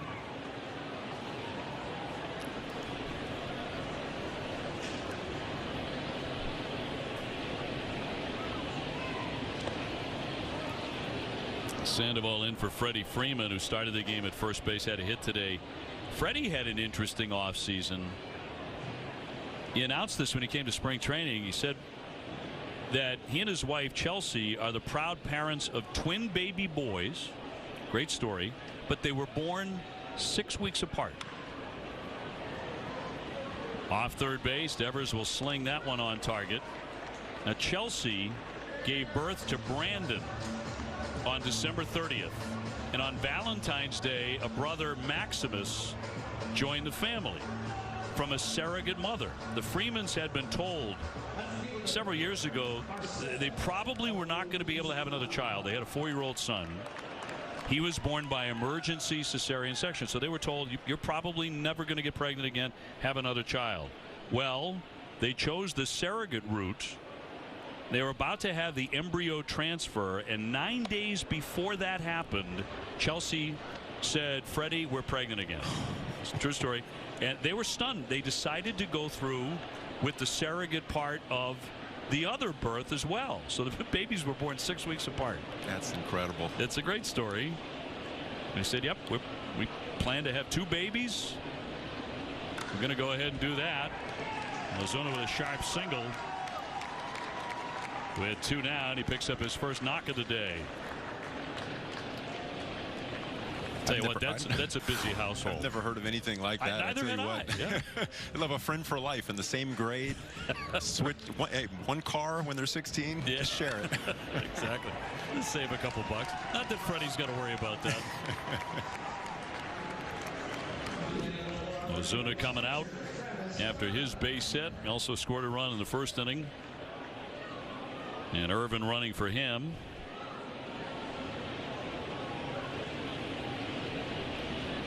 With 2 men out. Darno has struck out. He has grounded out. We had Chipper Jones on earlier. You know, Chipper had that great story with Freddie Freeman where they had the snowstorm several years ago in Atlanta. And Freddie, you know, not used to driving in it. And, you know, cars were bumper to bumper on I-95 there in Atlanta as the runner will move up. Bad snowstorm. You know what it's like driving in the snow in Atlanta anyway. It's terrible. No one knows how to drive in it. But it was a bad storm. And Freddie said, man, I'm stuck. I've been here for hours. He calls Chipper Jones. And Chipper, I think he got on a snowmobile or something like that and came out and got him and brought him back. You know, it's dramatic. It was like, oh, he saved his life. Well, every New Englander out there is going to laugh at me, but I'm from Florida originally. I've been living in Rhode Island for about 5.5 years, and I've had a couple experiences where, man, this is not comfortable driving my kids to school or wherever. Yeah. It's pretty scary. You really kind of have to be raised in it, you know.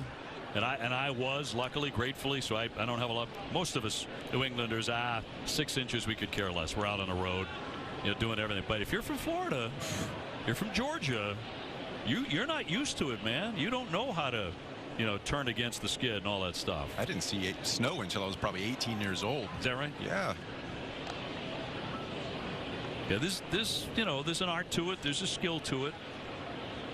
You're born into it. It's one thing. I'm the guy in the far right lane going about 15 miles per hour on the highway. That's my philosophy. Good for you, though. You know, better safe than sorry. Me, I'm probably doing 55, going right by you. Just making it look easy, right? Right. Oh, got to be safe out there. Or, you know, if you're stuck, call Chipper. Noted. We'll come get you. It's a long way on a snowmobile, or I think that's what it was. I think it was a snowmobile. Which makes me wonder, why would he have a snowmobile in Atlanta? Trickle to short. Arauz will scoop and fire. Made a nice play. One man left. 4-0 Atlanta.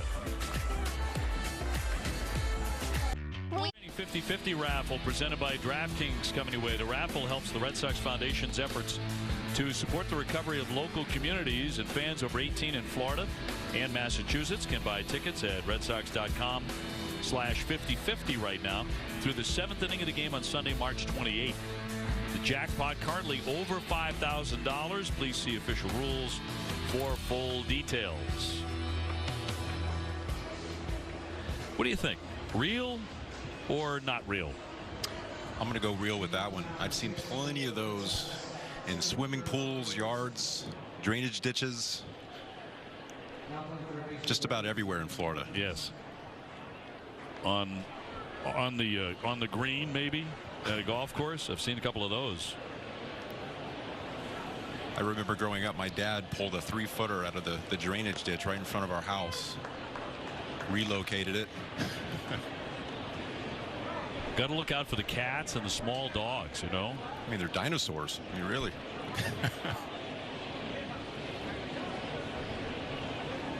Marcus Wilson, right-hand hitter, trying to check, and he did.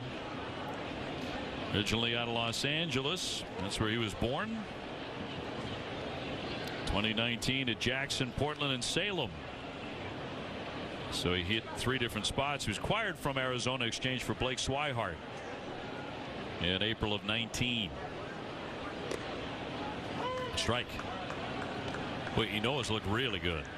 He's looking outstanding right now. I mean, he's getting ahead, staying ahead, looks cool and composed out there. Mechanically, there's not a lot going on. There's not a lot of unnecessary movement, just driving downhill. Facing a 24-year-old outfielder. 2-2. Braves made a bunch of changes. Heredia in center field, Almonte in right, Irvin taking over for Ozuna in left.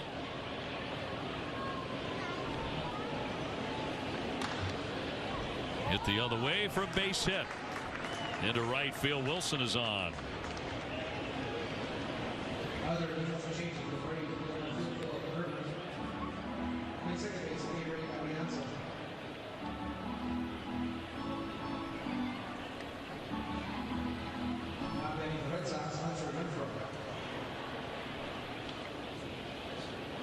It's a good piece of hitting right there. Nice 4-seam fastball, belt high. He wanted that down to the zone.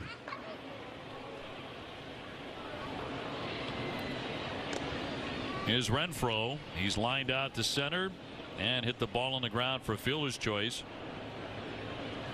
Tough season last year.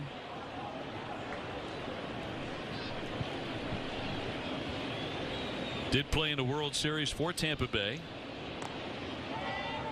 That'll get by. Contreras could not corral that. So Wilson advances to second.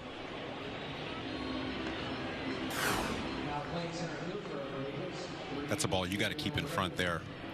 That's poking your hand out instead of your whole body. You got to get in front of that, keep it in front.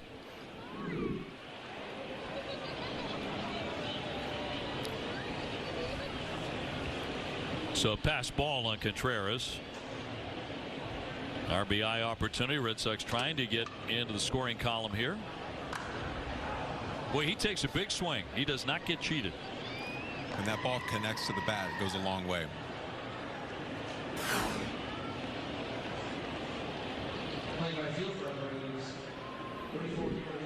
Of course, this year baseball has made an effort to deaden baseballs, to take some of the life and some of the home runs away that have gotten out of hand in the last couple of years. Never thought I'd see the day. I mean, really. I never thought I'd see the day where baseball announced that they were doing something with the baseball before the season began. Now, are they doing it because something was done prior? That's what I don't know. Was it good question? When you say was it juiced before? When did that happen? That's a good question. You know, I don't know the answer to that as Renfroe swings on a 3-1. Got under it. Little lofter into left center. And a sliding effort there by Heredia, but can't make the play. Play at third and safe. Wilson. Red Sox catch a little bit of a break. Renfroe on at first. It's a good job by Wilson reading the ball on the ground right there.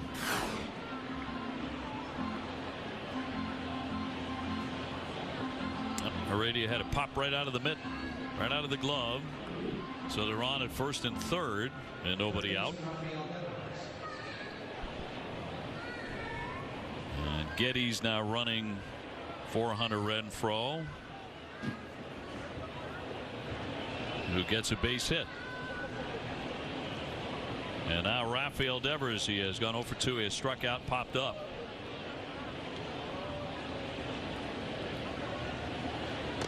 It's not the tradition of Major League Baseball to announce something like that, or even really to talk much about, well, what's going on with the baseballs. So like after the London series between the Red Sox and the Yankees, I wanted a press conference to figure, you know, someone to say, hey, we did this to the baseballs because they behaved like golf balls for that series. Now granted, you had two very good lineups, but it was, the ball was just screaming out of there. It's almost like, you know, somebody made a different set of baseballs for that series. And nothing came of that. Nothing came of that. You know, baseball doesn't like to talk about, you know, something different with the baseball, the wound tighter or whatever it might be, whether there's a Super Bowl and whatever it might be. This year, though, they've come out and said we're deadening the ball. We're taking some life out of it. Big swing and a miss. Runner coming home on a pitch that gets away, and the Red Sox score on a wild one as Wilson comes in. And that makes it 4-1. Down to second, Geddes. Big sweeping breaking ball in the dirt right there. I'm sure it made Devers' swing right there, made it a lot harder to actually see the ball and block it up right there, allowing Wilson to score.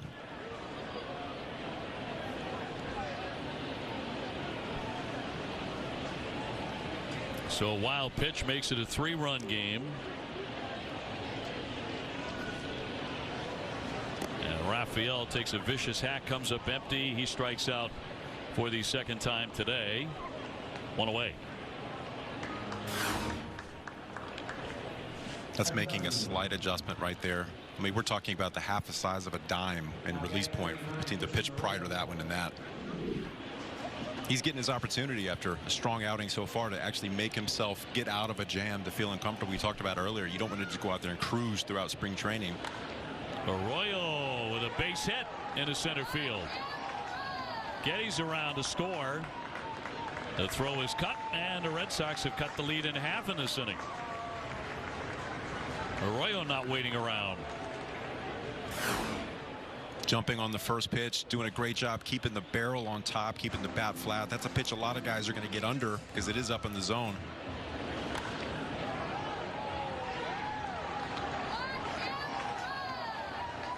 So Red Sox with 3 hits in this inning. They hit 2 the entire ball game until the 6th.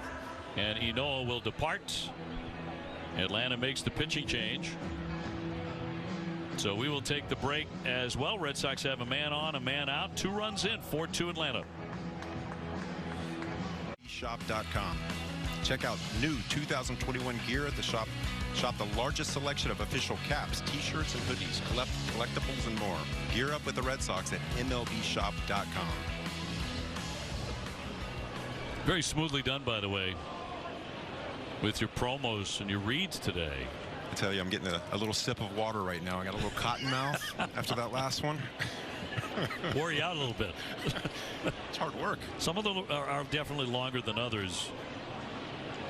Kurt Hoekstra into the ball game. Right-hander firing in a strike on Marwin Gonzalez. Could prove to be a very valuable guy for the Sox. Switch hitter. Been around a while. He's 32. Played about 1,000 games in his career. Boy, that one almost got away. Last year with Minnesota. It's been a long time with the Houston Astros. He's another guy in the lineup with not only World Series experience, he's got a World Series win. I remember after the 2004 season, Pokey Reese came up to me and he said, "Do you realize how special this is?" And I you know, 2004 World Series, 86 years curse, I knew it was special, but just in general, getting to a World Series and winning it's a special thing, and having that many players on a squad with multiple teams, it's going to help to create that winning atmosphere. If you know how to do it, you can get there again. Base hit here for Gonzalez to put him on the corners. That's the 4th hit in the inning for Boston, all of them singles. And we'll bring up Michael Chavis for the 3rd time. He has a double, a strikeout today, 1 for 2. Nick York will run for Marwin Gonzalez. If you're scoring at home.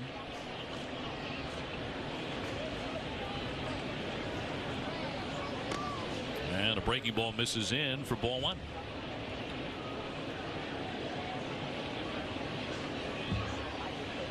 Tomorrow, one of those rare spring training off days. No game tomorrow. I think he's encouraging guys to stay home just to give them a little strategic breather. Spring training can get long. You want them to get into the season being healthy, and not only a physical break, but just a mental break as well for everybody.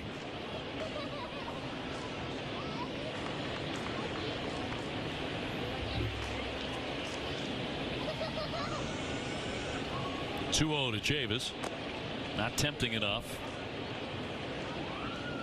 So 3-0 to Michael.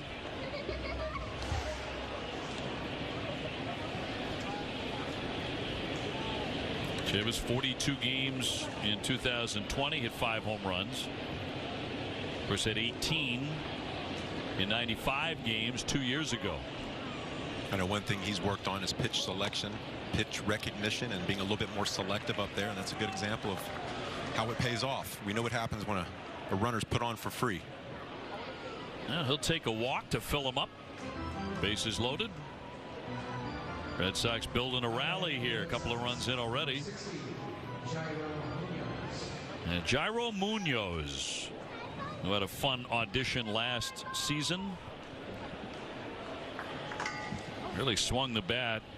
So we always notice with Jairo Munoz, he actually will choke up on the bat. It's an old school approach.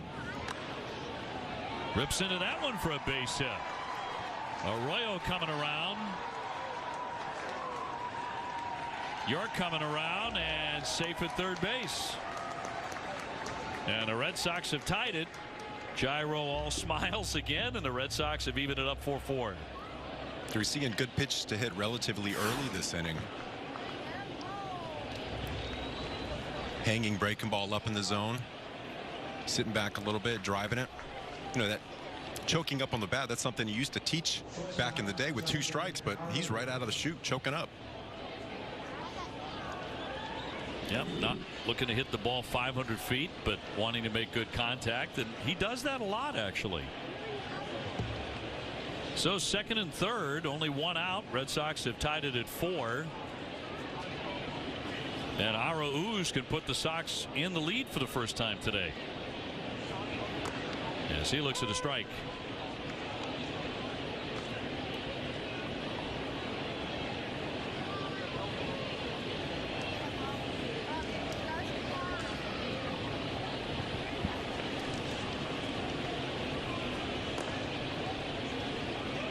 One and one. 2021 season will be the 20th for the Red Sox current ownership group.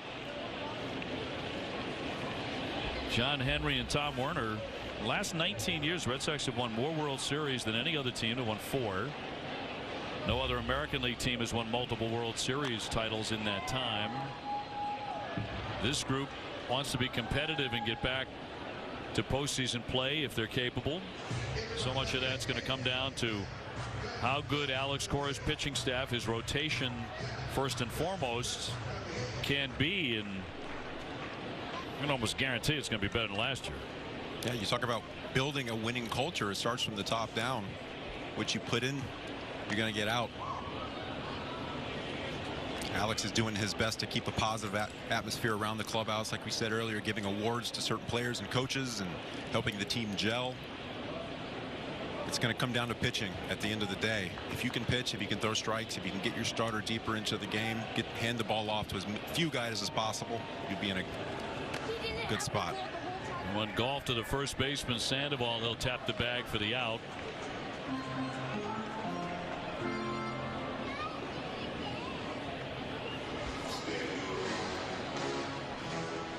So 2 away. Runners at second and third. Back up to the top of the order for Boston. Had the opportunity to play in multiple organizations, and I can tell you firsthand, even back then, you know, breakfast was served. They wanted to basically invest in the players, give them something good to eat in the morning.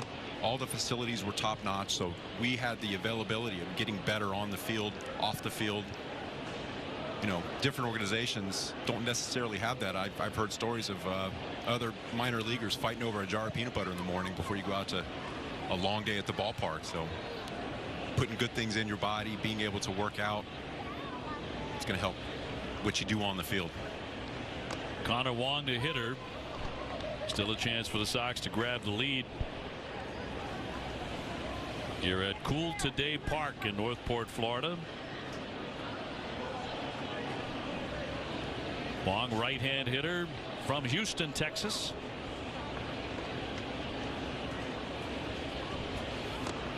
Was in the Dodgers system.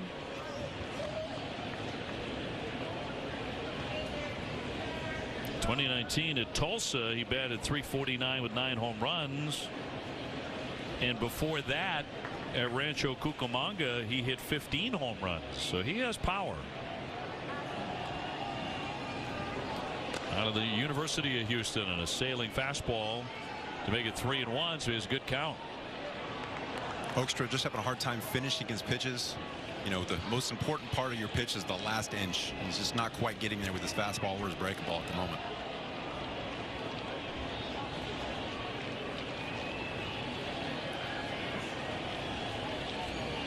Chavis and Munoz lead away. And that's going to be inside ball 4. So again, the Red Sox have them loaded. And they have batted around here in the 6th inning. Pedro Martinez is a classic example of a guy that really uses the last inch on every one of his pitches, whether it's his fastball, his breaking ball, or his changeup. He had these extremely large hands, and he would use those fingers to really extend out towards home plate. I remember seeing him long toss, and he would throw changeups, and it would almost boomerang. He would reach out front. It would start probably 20 feet to the right and then fade all the way back left about 200 feet away. Just long toss changeups. With his changeup, it created fastball arm speed when he gripped the changeup and he threw it 250 feet away. Just an incredible. To watch the spin on that ball was like spinning on the Earth's axis, if you can picture that. Sure. Wilson started this inning with a base hit, came in to score. We're tied 4-4. Bases loaded up. And Pedro with those long, slender fingers, you know. Yeah. Large hands, Yep. you know, the long slinger. And Tom Seaver was another guy like that. You know, dear friend of mine. We lost Tom, and the Hall of Famer worked with him on the Mets, and he had the same thing. Yeah, there's something to it. Koufax, another guy with super long fingers. Koufax too. Absolutely. Yeah. Absolutely. I mean, Pedro, he could put his hands in his pockets and scratch his ankles. I mean, he had the long arms, long fingers. He was just, he used them. And then you think of all the other stuff. I mean, the wonderful arms on those guys, the incredible intelligence. I mean, so smart, you know, smarter than every hitter they faced. And the ultimate competitors, all of them. Oh, yes. Off the charts competitiveness. I think all major leaguers have that, but and pros in any sport have that, but those guys were on a different planet. And it's something, as a coach, you have a hard time teaching, because these guys are drawing from something, who knows what. You can teach a guy, you know what, if you stay behind the ball, you might pick up a few miles per hour, this and that, something mechanically might help. But teaching a guy to go out there and dig deep during competitive situations and be able to have that bulldog mentality is something that, you know, teaching youngsters, as I do now, it's something I fight with every day. You know, how do I get this guy to be a bulldog on the mound? The stuff's there. The stuff will only get you so far. Pedro Martinez, without the mentality, is not the Pedro Martinez that we know today. as good as he was. 3-2, bases loaded, 2 down. So here we go. And a roller foul by Wilson. So they will do it again with the bases all jammed up. Red Sox trying to go out in front today. They were down 4-0 going into this inning.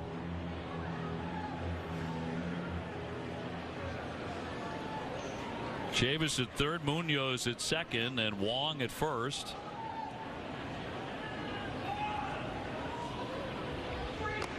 And strike 3. Tough pitch. Called a strike. You leave them loaded. We're still tied. /groups or email groupsales@redsox.com. A lot of wildlife shots from Mike Narachi today. You notice that? Tons. I feel like I'm back home. We've got an absolute theme here today. It's probably for you, Lenny. Get you back to Florida in your mind's eye. Those guys are crushing snails right now, I'm guessing. Tied up 4-4 here at Cool Today Park. Atlanta with 7 hits. Sox with 7 hits. Atlanta with 4. And both sides have played error-free as Colton Brewer will take over, looking to better those numbers from a season ago. It's kind of a tough run for Colton, a 5.61 ERA and 0-3. I like seeing that line with 0 errors on both sides, because that's been something that it's been in the forefront. You know, Alex, he's big on defense. You want to go into a season with good defense. Your defense and your pitching work hand in hand. If you can't field it, the pitchers are going to struggle. So it's a positive to see them today catching it and throwing it.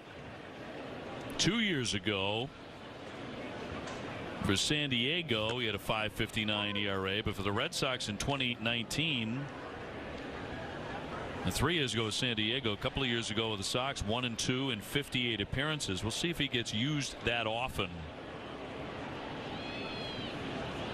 here in 2021. But he is a guy who can go out there a lot during the course of a week. It's a lot of appearances. You know, he's got the ability to move up in the zone. He's got a nice little 2-seamer. We saw that for the first pitch. Camargo, the hitter, will slash at that one and foul it away. Batting out of the 6th spot.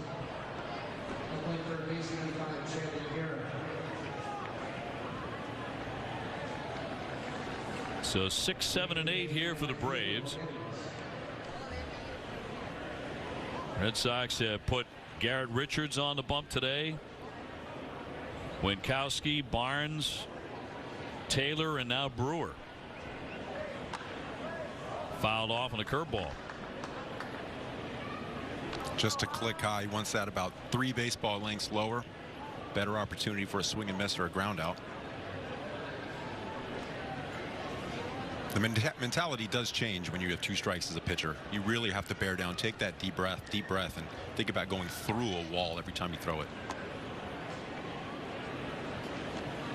Red Sox only played a couple of innings yesterday before the rains came, and Atlanta was also rained out. So both managers need to get guys on the field and get their pitching staffs on the mound today. So they agreed to play 9 innings in this one, as Brewer hauls it in, 1 away. Red Sox making a couple of more changes. Jairo Munoz takes over in left. Geddes over in right field. And Chad De La Guerra taking over third for Rafael Devers.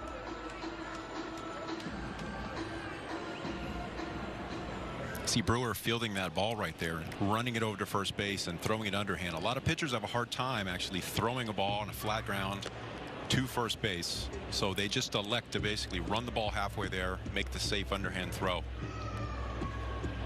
For some reason, who knows why, a lot of guys just have I think it's a mental block more than anything. They throw the ball and it ends up 4 rows deep. Sure. One of those errors you were talking about last weekend came into play like that.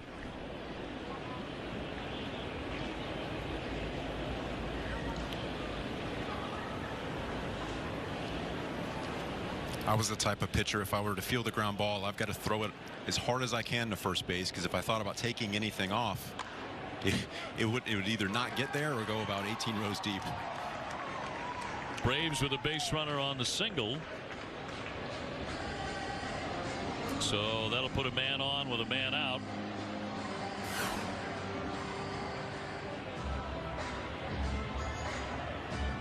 Just found a hole. De La Guerra just into the ball game.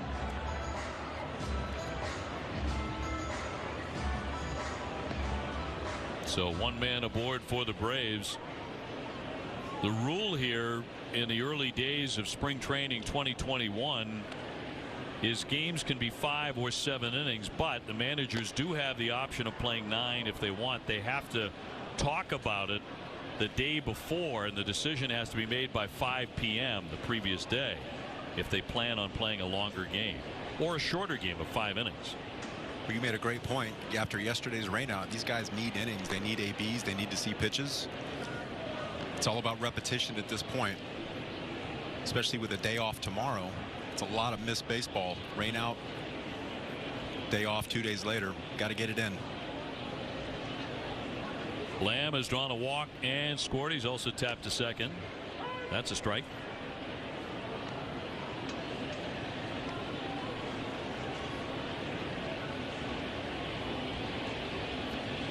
He's going to try to induce a ground ball right here. Something with late movement, moving away. Going to keep it out of the air.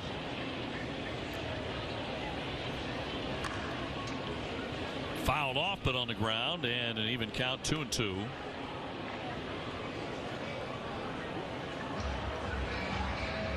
And this is a bit of a missed opportunity for us. We have not been to this particular ballpark for spring training to broadcast a game from. And if you're a connoisseur of ballparks and you enjoy that sort of thing, sampling the hot dogs, for example. Now you're speaking my language. There you go. Nice scoop out at second. The turn and got him. Double play. Nicely turned by the Red Sox on the infield to get out of the inning. By Xfinity. It's a nice little breaking ball right there. It's exactly what he needed to do. Runner on first base. You're looking for something to break late and downward. Get the barrel of the ball over. It's a good job inducing that double play right there. Sox throwing the gloves out there today. That's what we want to see. Real point of emphasis from Alex Cora. Improving defense. Obviously pitching is first and foremost, but after that improving the defensive play, which was certainly not a strength of the 2020 Red Sox. We're tied up here 4-4 going to the 7th inning. Tyler Matzek takes over on the bump. 21 appearances last year. Threw the ball very well. A .279 earned run average. So he becomes the new Atlanta hurler. Red Sox fighting back, getting 4 runs last inning to tie this one up.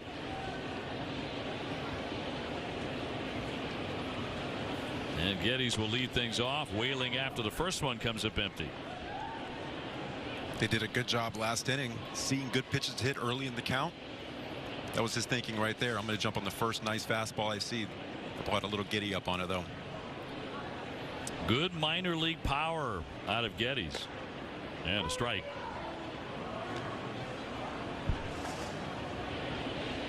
.31 home runs.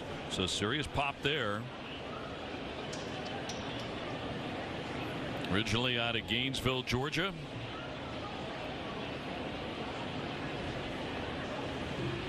And down into the dirt. Good block by Contreras. California on Friday lifted some coronavirus restrictions on outdoor sports and entertainment. That includes Major League Baseball opening day and Disneyland. Disneyland there will be opening for the first time in more than a year. Wow. California. The Padres, the Angels, and the Oakland A's all announced they will have fans in attendance opening day April 1st. The Dodgers and the Giants both start their seasons on the road. They said they'd announce their plans later. And of course fans will be allowed in About 4,400 opening day at Fenway Park on April 1st when the Red Sox take on the Orioles. I'll tell you, the Coliseum in Oakland, you could fit a lot of people in there with 6 foot. Yeah. You could probably fit the normal capacity, 80-something thousand people in there, and have everybody 6 feet apart. Yes, it is cavernous. Yes, it is. Ripped. Man, that's a fair ball down the line. Got by the third baseman Goins, and into second base is Geddes. He's got himself a 2-base hit. So the leadoff man off for the Sox here in the 7th. Nice job recognizing a breaking ball, staying with it, keeping the barrel inside, driving it right down the line. A lot of times with the breaking ball, it's a little bit slower than the fastball. Your barrel gets out ahead just a little too much, and you drive that foul.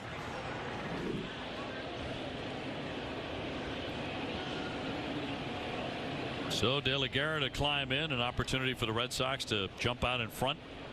They have trailed or been tied all day. No outs, runner on second base. You see that pitch is up and away. He's going to do his best to keep the hitter from hitting it to that side of the infield. De La Guerra wants to drive the ball to right field any way he can to move that runner to third base. Holds that bat high.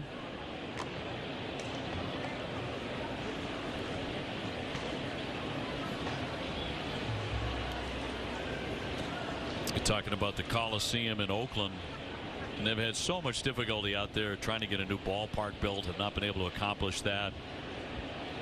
And yet they've done a lot of winning. Sure. I tell you, I loved pitching there with all the foul ground. I mean, you're talking outs versus strikes in any other ballpark. Sure. Why wouldn't couldn't beat it? Couple extra outs a game. Yeah. They were talking about building a new park when I was there. This is probably 2007. Right.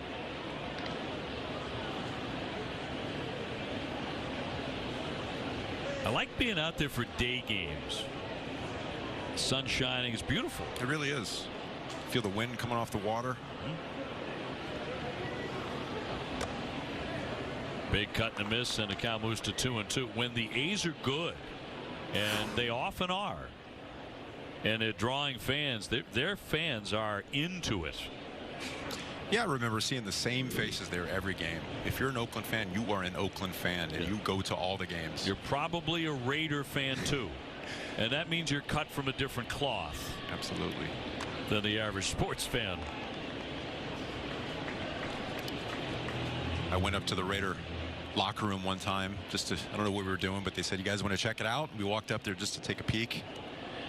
I've only been to a few NFL games. One was a Raider game, the other a Patriot. I went to a Dolphin game, and it's an experience, I tell you what.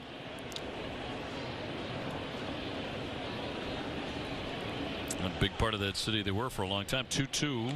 Waved down and missed. Made a good breaking ball and struck out De La Guerra, and one gone. It's a really good job using both sides of the plate. Started away, moved in, all with fastballs. Threw a breaking ball off the dish right there just to get him out in his front foot. Man at second for Christian Arroyo, who has a hit in his only plate appearance today. Christian with some pop in the bat.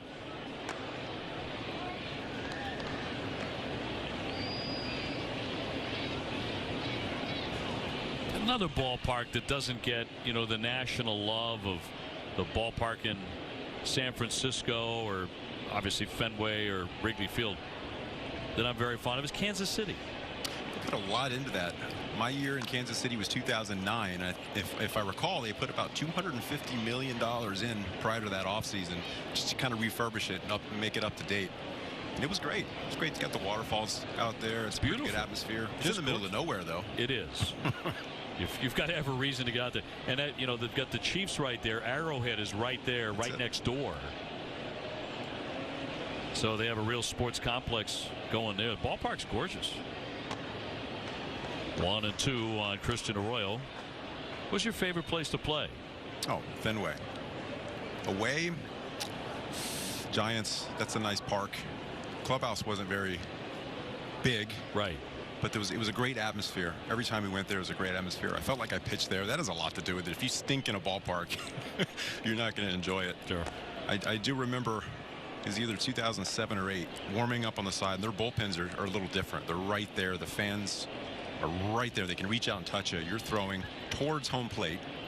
And I remember throwing 2 or 3 balls past the catcher. They rolled around past home plate. The umpire calls time. Everybody looks this at guy it. Down here can't throw strikes. But I tell you what, I struck out the side. I could not control it in the bullpen. I think it's one of the only times I struck out the side in the big leagues. It was just a classic example of having a terrible bullpen session and kind of getting it together at the last moment, the right moment. Just in the nick of time.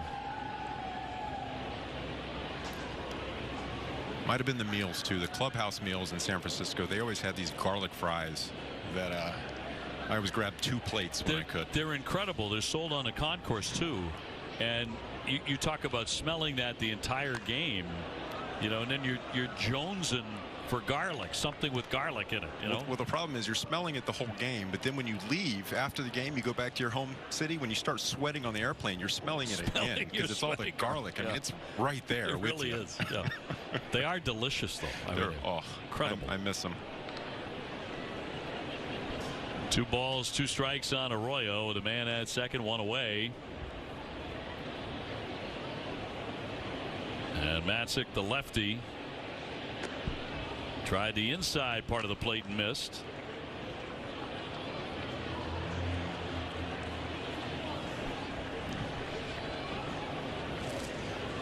Every time we get a chance to go to Dodger Stadium, I'm in a little bit of heaven too, as far as another ballpark, a National League park in particular. Boy, did they do that one right a long time ago. And a line drive and caught. Adrianza leaping up to snatch that. Out number 2.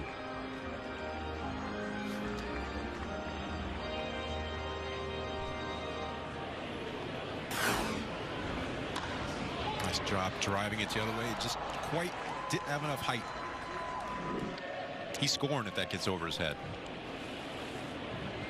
So now the Red Sox have to do it with 2 down. And York with that opportunity with Geddes, the runner at second. He led off the inning with a double.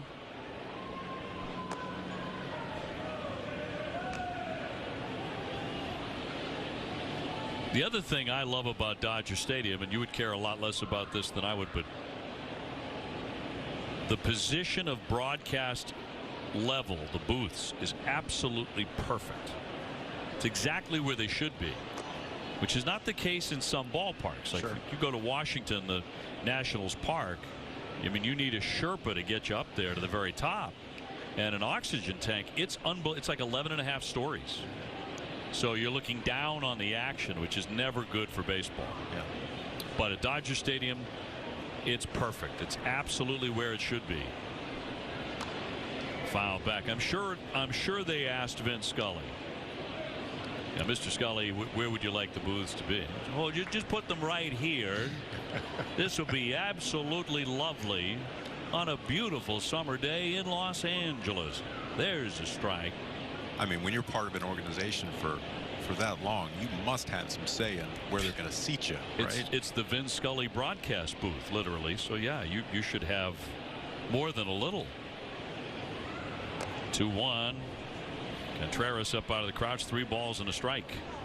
I had a chance to visit Dodger Stadium when I was playing for Team USA. This is probably 99 or 2000, and it was great. It was great. I can't remember who we were playing. Taiwan, Korea. There was a lot of international play back then, and we were traveling the country playing in different ballparks. But again, that's one of those ballparks that just kind of opened your eyes. Oh yeah. Too high. Good take there. Ball 4. First and second for the Red Sox. When I was a young announcer with the Atlanta Braves, I went in there for the first time, and I'm standing in the visitors dugout, which is on the first base side at Dodger Stadium. Just a sensational day. The palm trees, sunshine, and the San Gabriel mountain range all purple up there. And Bobby Cox was managing the Braves at the time, and he came and had a cup of coffee, and he stood next to me and he said, "What do you think?" I said, "Well, this is unbelievable. It's the first time I've ever been in here." He said, "The first time I was in here was the first time I felt I was truly a major leaguer. When I stood in this very spot, look, wow." Like, you know, you've arrived in the big leagues when you're playing at Dodger Stadium. That's a goosebump moment right there. Yeah. I tell you. Well, I tell you, anytime I'm working at Fenway, I try to make my way up right behind where you sit, just to get that glimpse. It's a pretty good view. It's as good as it gets. June night, 38,000 fans. It's the best. Yes, it is. Yeah, if you grew up here, as I did, fortunate enough to say, going to that ballpark, you know, since the time you were 5, 6 years old with your dad and your mom, and then you have an opportunity to work up there. You know, it's as good as it gets. I didn't grow up here, but my dad's favorite ball player was Ted Williams, and we had photos of Teddy hitting balls over the right field wall. You know, it's like, here's a family member, black and white photo of Ted Williams. You know, just random photos around the house. You know, I can see that. Yeah, my favorite pitcher growing up was Clemens, and he was in a Sox uniform at the time. So I definitely I felt that connection with the Red Sox, even as a youngster, even though I was a long way away down in Florida. Play at first here on the swing and miss. And York able to dive back in. 2 down, first and second. Red Sox have had a couple of opportunities to take the lead the last 2 frames. Fouled off himself. Yeah, my dad the same way. My dad grew up in the city, you know, born and raised in Boston. He was a Ted Williams fan first and foremost. Got a chance to see him swing the bat at Fenway many times. First book he ever gave me was My Turn at Bat. You know, Ted's book, which is a great read, to this day is a great read. There's his other one, The Science of Hitting. Science of Hitting was incredible. That iconic photo of him with all the little baseballs in different colors, his hot zones, yes. Very few cold zones, right? Which they've duplicated at Cooperstown. Sure. So if you go to the Hall of Fame, which I encourage you to do, go take a look at the Ted exhibit. Last time I was up there was just last summer. There weren't many folks around, and everyone was, you know, socially distanced and wearing masks and everything, but they had an amazing display on the Babe, where they've got a mannequin wearing one of his uniforms, and he was a big dude. I'm talking about when he was a agile, athletic player. He was like, my goodness, those shoulders. I mean, Babe Ruth was one strong son of a gun. Yeah, obviously, I mean, but it's a great display because you get a sense of how powerful he was. Talk about goosebumps. I've only been to the Hall once, back in 2017, and it was, you're right, you walk into that exhibit and you're looking at his bats, his uniform. Yeah. Hot shot to third, and a throw on the money. So the Red Sox threaten but do not score. Going to strand 2 here. We're tied 4-4. Training on NESN is brought to you by BigTimeBats.com. Visit now for your Tom Brady 7-time Super Bowl champ Art Football. More wildlife for you, Lenny. I think he just winked. There he is. How can you tell? I mean, I can't tell if it's fake or real. I'm always playing it safe. There he is. It's a slow wink right there, just to let you know. Really slow wink. Like a half an hour. Well, bottom of the 7th inning. Lovely day in Florida. We have a lovely day. It's just about 40 degrees colder. That's all. Garrett Whitlock coming out of the bullpen. Look at his line in 2019 at AA Trenton. Yeah, he's a guy that has pitched as high as AA Trenton. I remember my Rule 5 year. I pitched the half year, or the year before that, I pitched half the year in A-ball and AA. And I mentioned earlier, it was in front of players, girlfriends, parents, and hot dog vendors. So it's eye-opening when you're actually pitching at Fenway Park a year later than high A-ball and AA. It's a pretty different atmosphere. And you know, my only advice to him would be to go out there and believe you belong. If you can really believe you belong, go out there and throw strikes. It's 60 foot 6 inches, just like on every other field you've thrown on. Don't think anything more into it.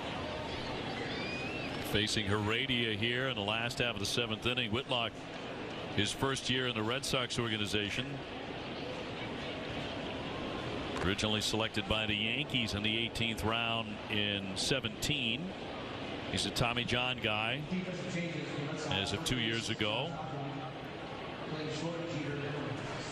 His stuff plays. He's got a good moving fastball right there. Pretty good breaking ball. Able to move it up and down in the zone. Jeter Downs now at short. Josh Ockamy at first. So every position has changed out today for the Sox.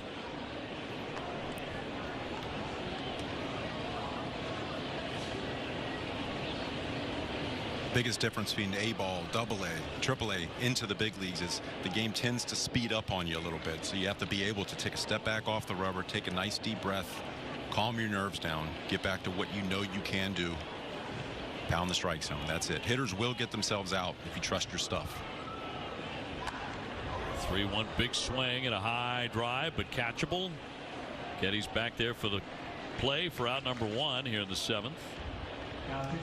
I've heard so many guys talk about once they finally got to the major leagues, whatever jump that was, AA or AAA, when they got up to the big leagues, the most striking thing was exactly what you're talking about, how fast the game is played. And hitters talk about, wait a minute, that was a double the last time I swung the bat in the minors, but up here he's catching it like it's a walk in the park. Yeah, you know? I mean, everything's faster, everybody's quicker.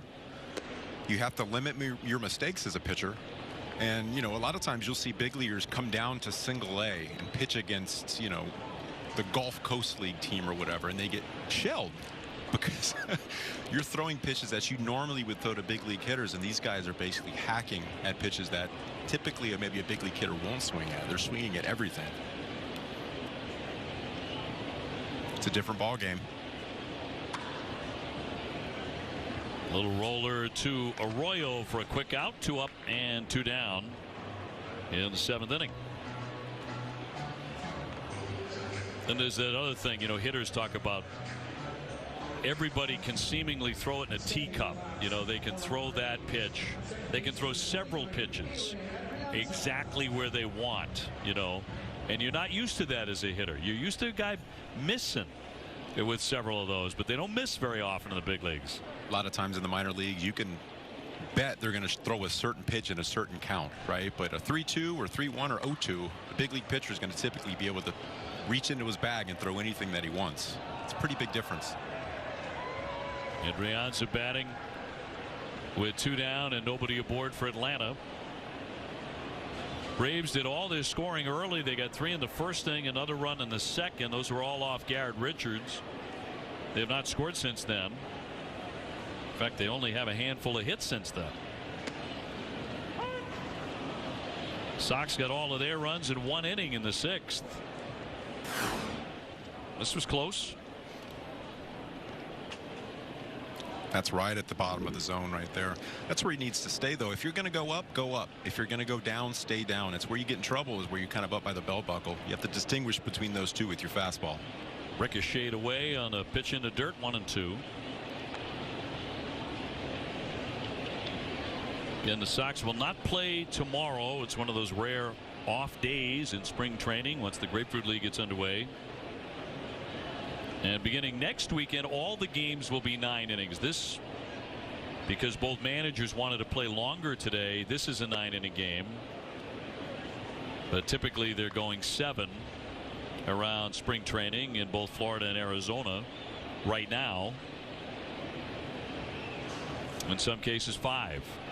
Not a terrible idea, you know, coming from a player's standpoint. You get to spring training, there's jet lag, there's soreness that you're not used to, that you're going to get during game activity that you're not necessarily going to get when you're just working out, running sprints. That fast twitch in a game situation is really hard to mimic, so you're going to create a little bit of soreness that you need to get used to. Adrianza drops in a base hit. That comes with 2 down. And now Pablo Sandoval, former Red Sox, San Francisco Giants, and still playing here for the Atlanta Braves with 2 down, and he swung the bat. That's a swing and a miss.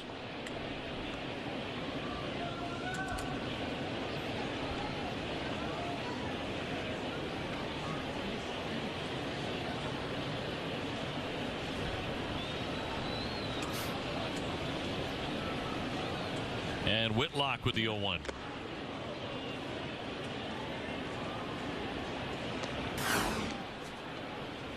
Pitch before that was up and away. Now he's going down and in, doing a good job of changing the eye level right there.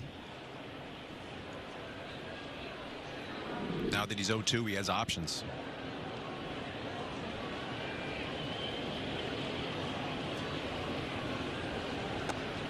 Tried to get him to chase. He wouldn't do it.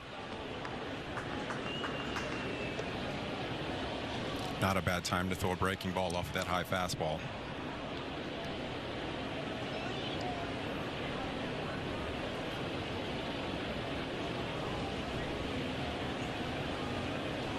Runner at first. Here's a 1-2. Served the other way. Munoz went for it, couldn't get it. Adrianza will round third. He's going to jog on in, and he will score. Munoz went for it. He tried to make a spectacular catch, and he wound up not getting to it. It's 5-4 Atlanta. That was a good effort. I tell you what, that was a breaking ball, but it wasn't the right location. You want to get that ball down in the zone right there.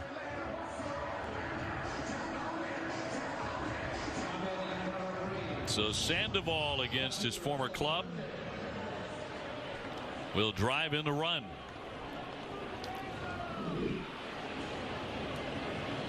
And Atlanta's up by 1 here in the 7th. And here's Irvin taking ball 1.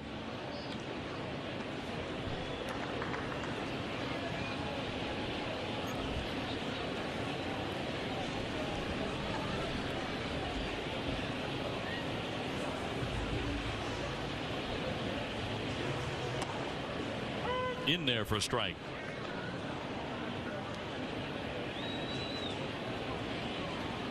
Irvin 149 last year, 37 games.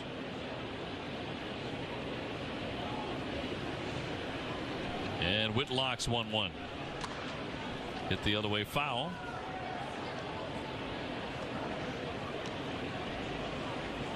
Little damage control right here if you can limit them to 1 run. See if you can make an adjustment. Either go back up in the zone with a fastball or maybe a breaking ball. He's got to get it down if he does.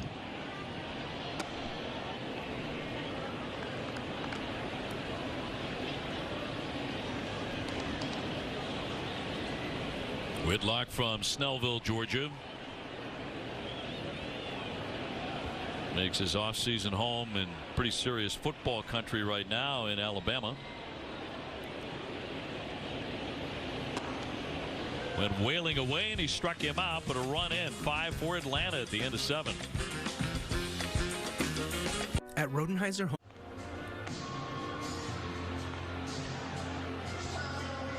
Well, top half of the 8th inning coming up on a lazy Sunday afternoon. The Braves leading at 5-4. This player spotlight presented by your local Nissan dealers. Adam Ottavino, brand new to the Sox, coming over from the Yankees, 10 Major League seasons. And played for Northeastern University, so Boston connection back 04-05-06. Had a chance to play with Adam on World Baseball Classic Team Italy. Stuff was good back then. Made a pretty good career out of it so far.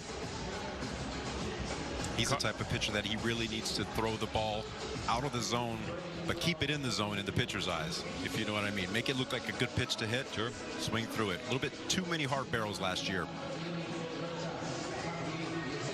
Good numbers for Edwards Jr. in just 5 appearances with Seattle. You mentioned a couple of times playing for Team USA. You didn't play for Tommy Lasorda, did you? He wasn't a coach, but he was around. Around. Yeah, so he ended up giving us a pep talk. This is Team USA, and he gave me a pep talk with Team Italy as well. Basically the same pep talk, different decade. Right. But when I was with Team USA, we're at Rob Dato's house, legendary coach, and I can't repeat 3/4 of it. Bless him, but he fired us up, and I tell you what, it's just any chance that you that you had to be in the presence of Tommy Lasorda, right, was incredible. Did you know, nobody ever had a better pep talk than Tommy Lasorda, from what I'm told. Well, the first one was in Rob Dadov's yard, and the second one was in a cramped shower, actually at the Braves' old facility. And I'm telling you, it was a cramped shower with the whole team inside the shower. And it's Tommy, and he's yelling, and it's echoing. And you know, half the guys don't know what he's saying because they're from Italy. They just know that Right. it's important because everybody knows who Tommy Lasorda is. Sure. A piece of work. Munoz stings that one. Well, he just keeps on swinging the bat. Here in the 8th inning, he leads things up. His second hit today.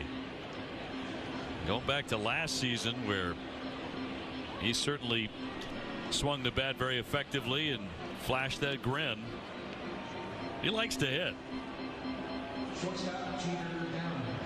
And we'll bring up Jeter Downs, one of the Red Sox top prospects. Jeter in the minor leagues, last full minor league season with Boston. Showing some early pop this spring.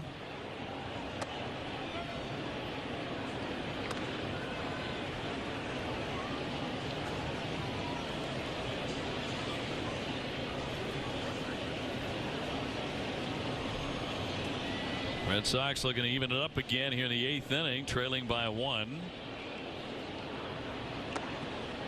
And a strike.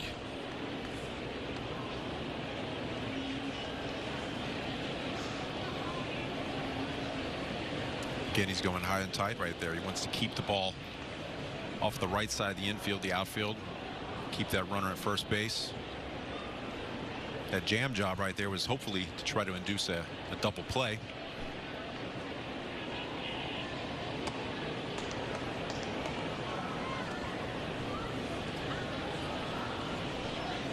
Jeter, 22 years old, born in Colombia. He's got a brother who's also in the Red Sox system. I believe he was named after a certain ball player. Yes, mom chose Jeter in honor of Derek Jeter.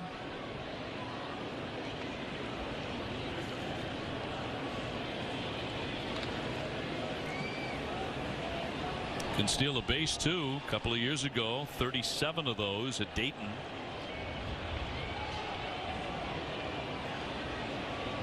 So a lot of tools here. Right hand hitter. Check to swing.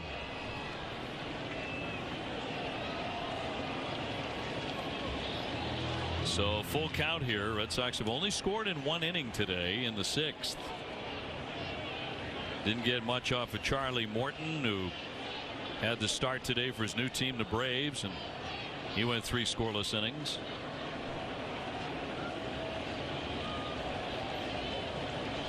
Here's the payoff pitch.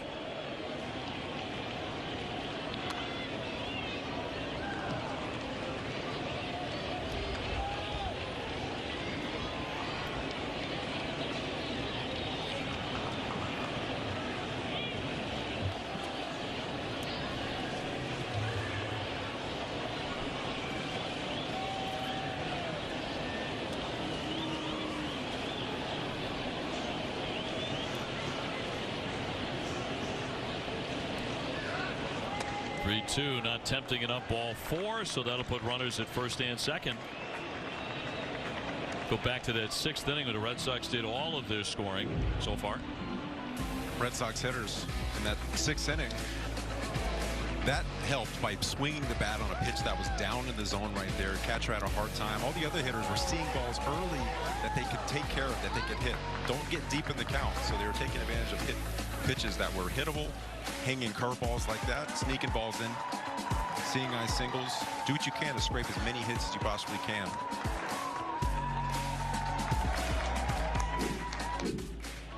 Sox had 5 hits in that frame, all of them singles. And here's Connor Wong.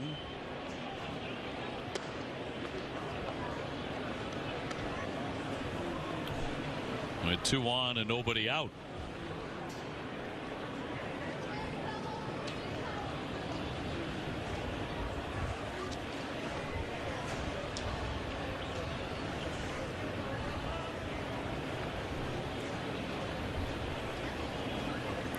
31 home runs at Tulsa in 2019. It's a high drive down the line.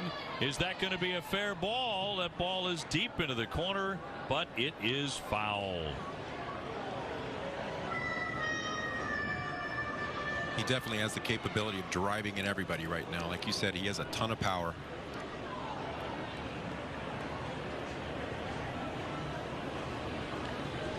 Former Dodger farmhand has 2 on.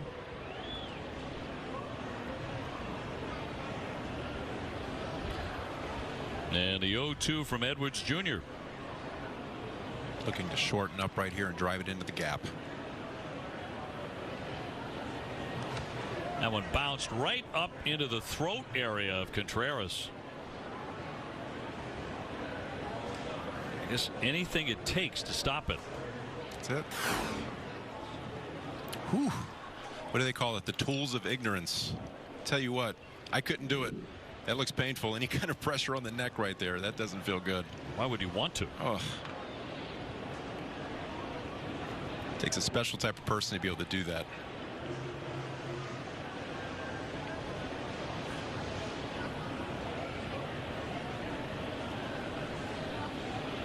So Wong back in, looking for something to drive here. He's got Munoz at second, representing the tying run, and Downs at first, the go-ahead run.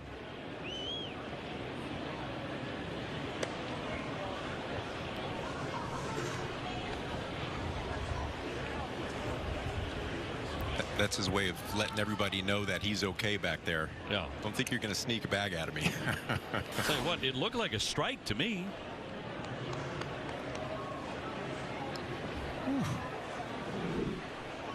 Looked pretty good. 2-2.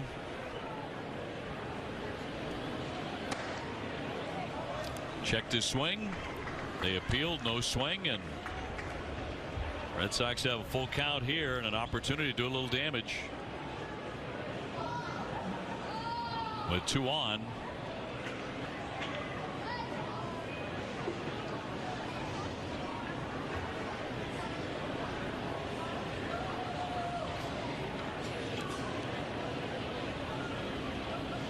And he's already walked 1 in the inning. Swing and a miss. He went for it, and he struck him out. So Wong fans. Nice high fastball right there. That's pretty appetizing. It looks like a good pitch to hit, a 4-seamer, and again, it's got that illusion that it's actually rising. It's actually staying up in that zone just a little bit longer. The 4 seams are grabbing the wind.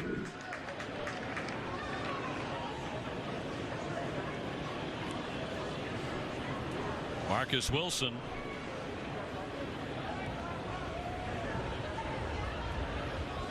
Wilson, the 24-year-old from Los Angeles, fouls one away for strike 1.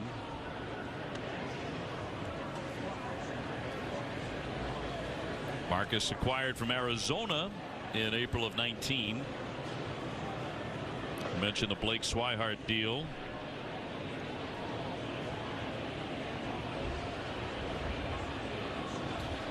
In 2019, he ended the season with 45 games playing for Salem, and he batted .342 with 8 home runs. First pitch hacking right there again, trying to look at something early. Pitchers are oftentimes trying to get that first strike. Got runner on base. Why not?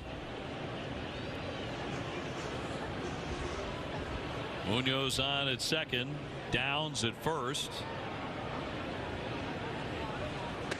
And a breaking ball missed. Wow.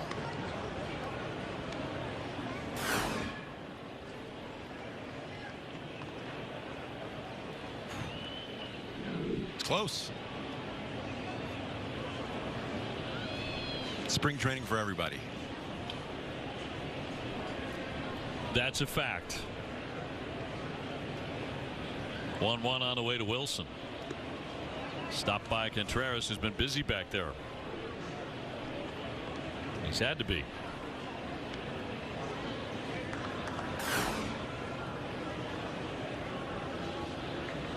It's a good job just softening it up.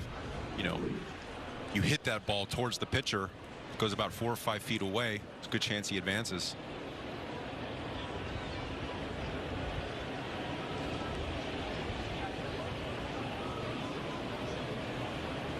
Only one gone here in the 8th inning. It's a high fly ball into right field, not deep. Almonte there to make the play, and the runners have to stay put. So 2 gone. Now batting right fielder Michael Geddes. And Michael Geddes will climb in. Red Sox looking for a big hit. They had a couple of them in the 6th inning, but scoring's been frozen that 1 inning. He doubled his last time up. Another minor leaguer with some power. You'll see Munoz there jumping around, trying to divert the attention away from the pitcher as much as possible. If you can get him off his game, just to leave that pitch up just a little bit.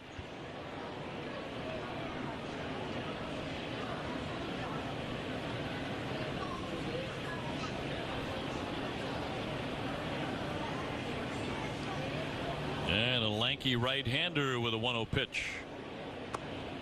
Breaking ball.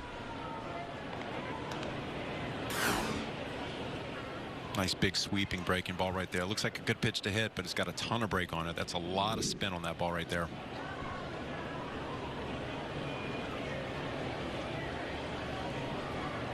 Well, the inning began with promise for the Red Sox. Base hit by Munoz, a walk to Downs, but then Wong fanned. Wilson flied out harmlessly. So it falls on Geddes here.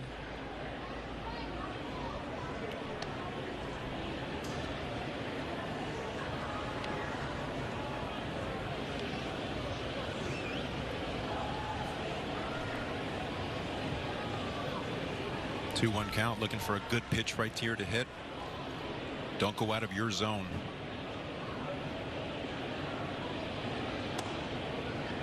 High strike granted there.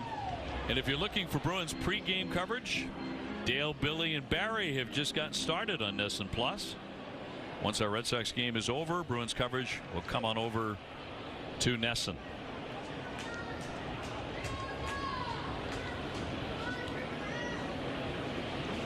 Two and two with 2 down, 2 on.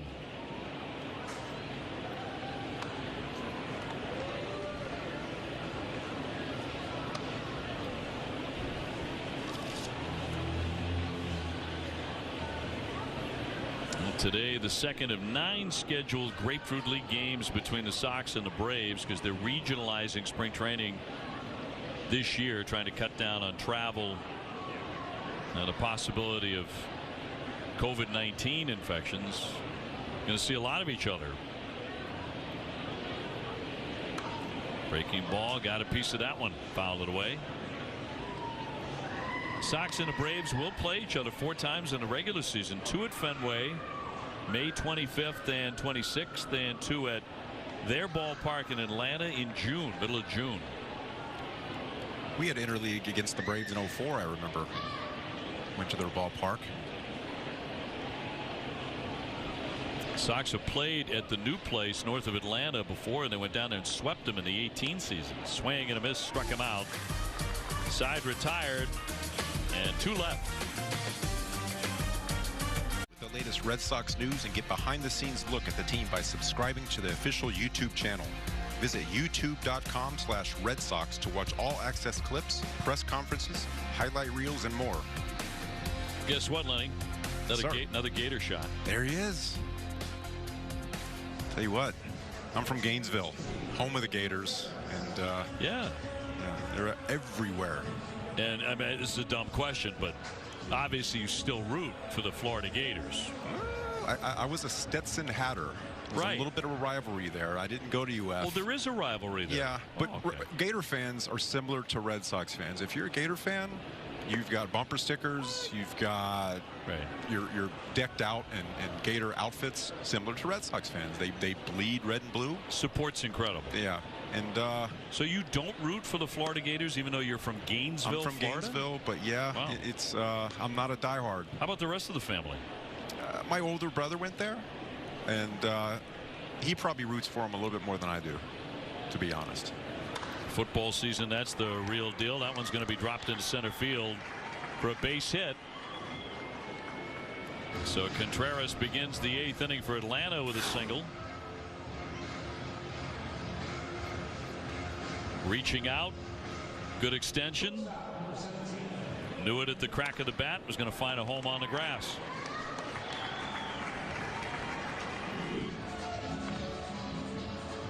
So Camargo will climb in. Atlanta with the leadoff man on base. Again, he's going to try to do his best to make something move down in the zone, create some weak contact, hopefully up the middle, get that double play ball. That's your goal as a pitcher right now.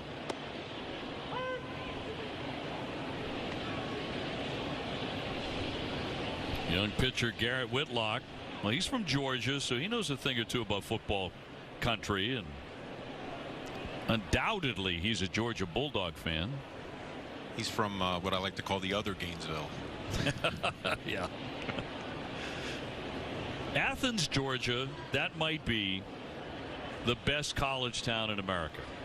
Well, if you're a music fan as well, there's a lot of bands that come from that big time, that city.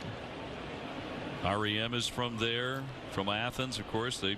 They got their start there. There's the B-52s, I want to say. Yeah, Mike Mills from REM. He's actually a friend of mine, and he wrote a song with the bandmates called Pasquale on the Perimeter in his band that he's in currently called the Baseball Project. They have 3 albums. I think they're coming out with a 4th soon, all about baseball. Check it out. Pasquale on the Perimeter is about Pasquale Perez getting lost on, I think it's the 285 going around. Yes. And he was late for his start. Could get off. Yeah, I remember the story. He finally got there, and they were like, "What happened?" Got stuck. I couldn't get off the highway. But yeah, he's a huge baseball fan. He's actually in a fantasy league with a few other musicians. I had no idea. Base hit into right center. And Contreras will stop at second base, so the Braves have something going on here. 2 on and nobody out on top 5-4 in the bottom of the 8th inning. A little bit too much up in the zone. 2 feet over, that might have been a double play ball.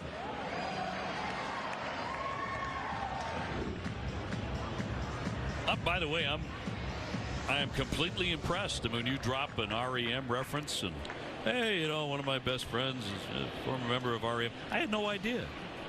Like, I don't know anybody famous, so when I hear of people who do, we're pals with fame, I'm like, it can't be anything other than impressed. We went to a spring training game. I want to say this is 2014, and I'm talking to him, and Pine Tar gets brought up, and pitchers, and how they doctor baseballs, and what's going on with that. And he ended up basically writing a song called Stuff about pitchers doctoring baseballs. I think it's on the next album. He just wrote a song about it. Well, yeah, the next day, hey, I got lyrics to a song, you know. Yeah, those guys are like that, aren't they?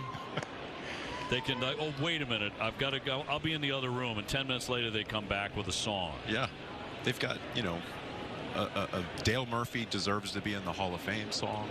Yeah, I mean, just he's in a group, a fantasy baseball group, I want to say with Steve Wynn from the Dream Syndicate, who toured with REM back in the early 80s. Scott McCoy played with REM for a long time. In for a strike. A terrific band. Right out of Athens, Georgia.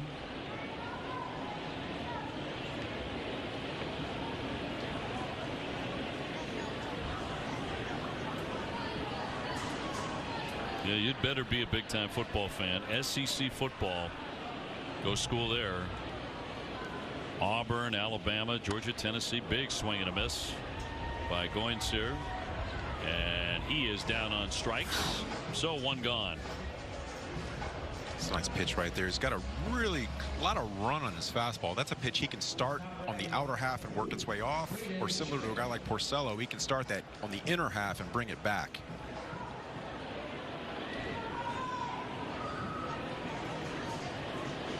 Braden Shoemake will climb in. Runners on at first and second.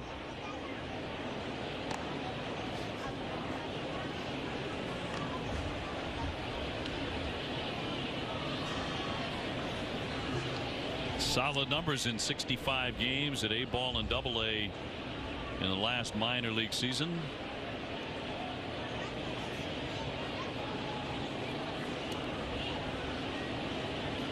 And Whitlock with a 1-0. Did a good job keeping that down. You notice he held the ball for a long time there. For you young pitchers out there, a lot of times you'll hold the ball for 4 seconds, 3 seconds, 1 second. Sometimes you'll just get it and go. What he's trying to do right there, he's trying to disrupt the timing for that hitter at second base. He's trying to time the pitcher. Pitcher wants to keep him off of his timing.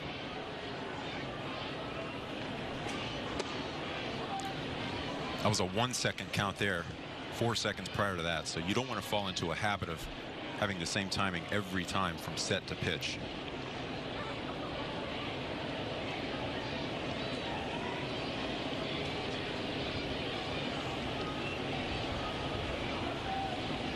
Two-1 to Shoemake. Pretty good swing on that one. 2-2.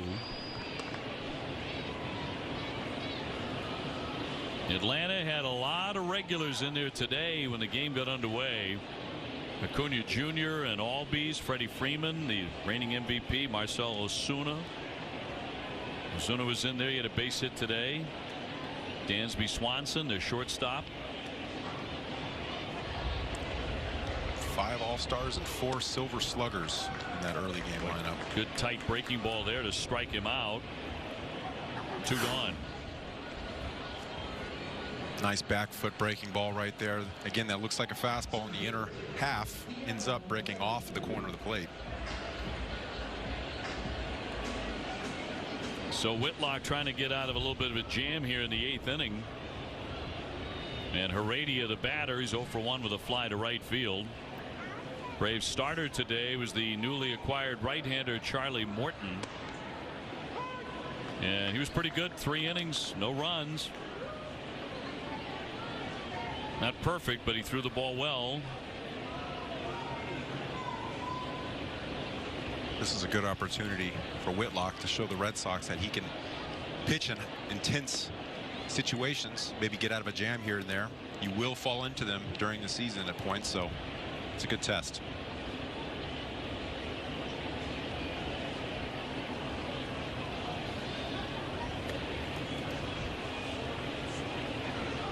Two down and a 1-1. Left that one wide.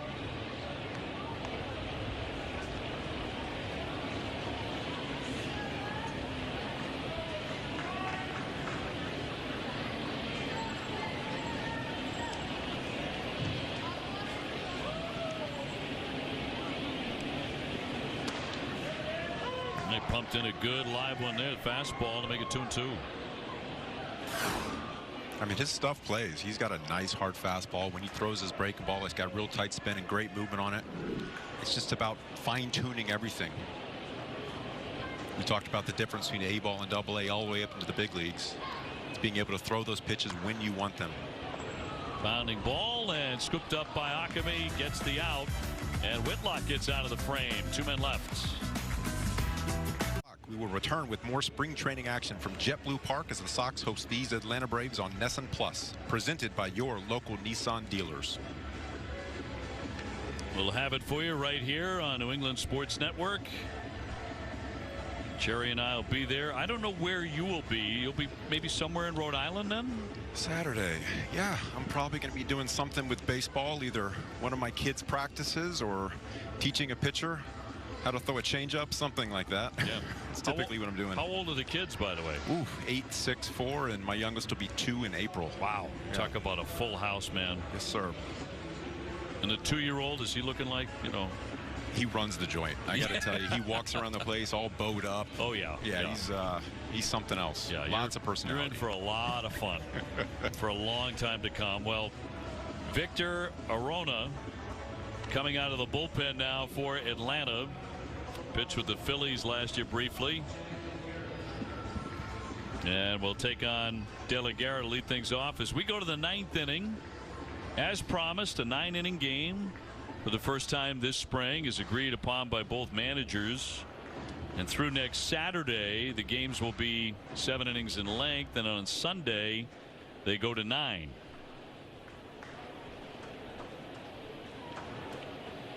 De La Guerra whiffed in the 7th inning, so he's 0 for 1.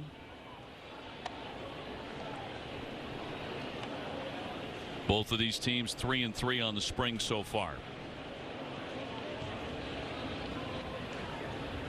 Going to try to put something together right here, get this first man on. We are hoping by next weekend we might get a look in a game at Xander Bogaerts making his way back from a sore shoulder. The plan is at some point you'll see him swinging the bat as a DH and then eventually in the infield as well. Short. We saw him throwing. Looks pretty solid. You know, it's we talked about it earlier. The shoulder can be finicky. You know, it's not like the elbow. It's a different type of joint. So there's more muscles involved, different movements. So you want to be careful with that. Follow a certain progression, especially playing shortstop. You're going to be making throws. Not all of them are going to be balanced. You're going to be throwing balls off, you know, off 1 foot. Sometimes with no feet at second base if you're turning a double play. So it's good to stay on top of that. Right on the black. 2-2. Red Sox got Alex Verdugo in there today. He was in there yesterday as well, but Hunter Renfroe, Rafael Devers, Christian Vasquez, they all got starts today.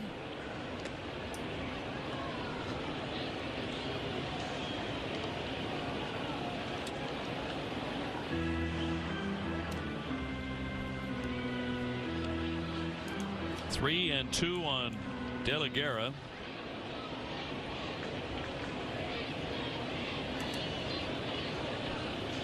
I think one guy who wants to, you know, make sure without question he is taking a step forward in his next outing is Garrett Richards. Yeah. I mean, his first outing, he actually left the ballpark with a good feeling, worked his way past that first inning where he struggled. He was thinking about his mechanics too much rather than thinking about competing, which you need to do anytime there's a batter in the box. Today was a little bit more of the first inning.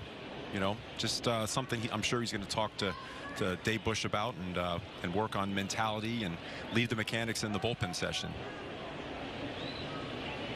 3-2 on the way, a wave and a miss. He struck him out. Yeah, Richards walked 4 men in 2 innings. That's a tight spinning breaking ball right there. Not a lot of downward movement, but it's effective because it's late. That'll send up Arroyo.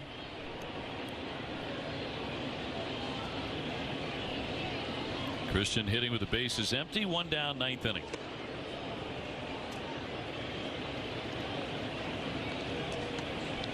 Got hockey coming your way next. The Bruins and the Devils. Nesson.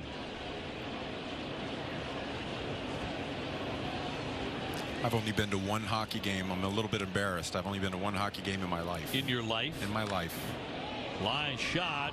That'll be dug out at third, and in plenty of time to get him. 2 up and 2 down.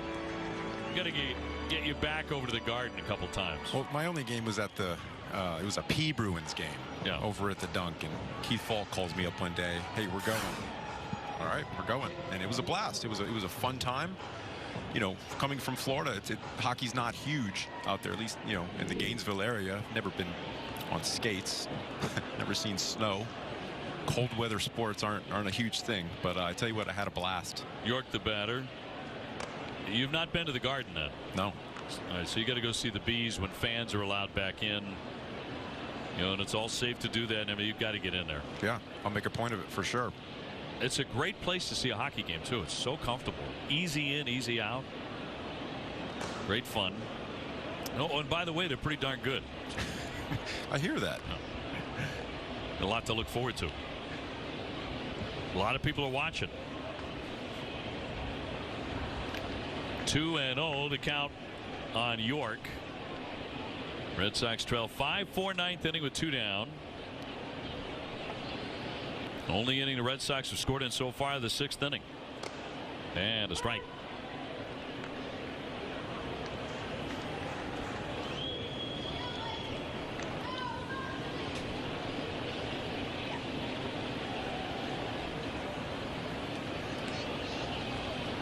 And Arona with a 2-1. Looked like a pretty good pitch. Yep, as you said, it's spring training for everybody. It is. That's a fastball count right there. Trying to be selective. Tried to fool him with a breaking ball. Might have been an inch off. High pop up into center. And now it comes on back, and it'll be caught on the infield by the second baseman. And that will do it here in the 9th inning. Red Sox fall 5-4, the final score against Atlanta. Lenny, thanks so much. Really enjoyed it. I did too, Dave. Thank you. Have a safe drive back to Rhode Island. 5-9-0 for Atlanta, 4-9-0 for the Red Sox. That's your final score. Dale, Billy, and Barry coming your way. Get set for Bruins and Devils next.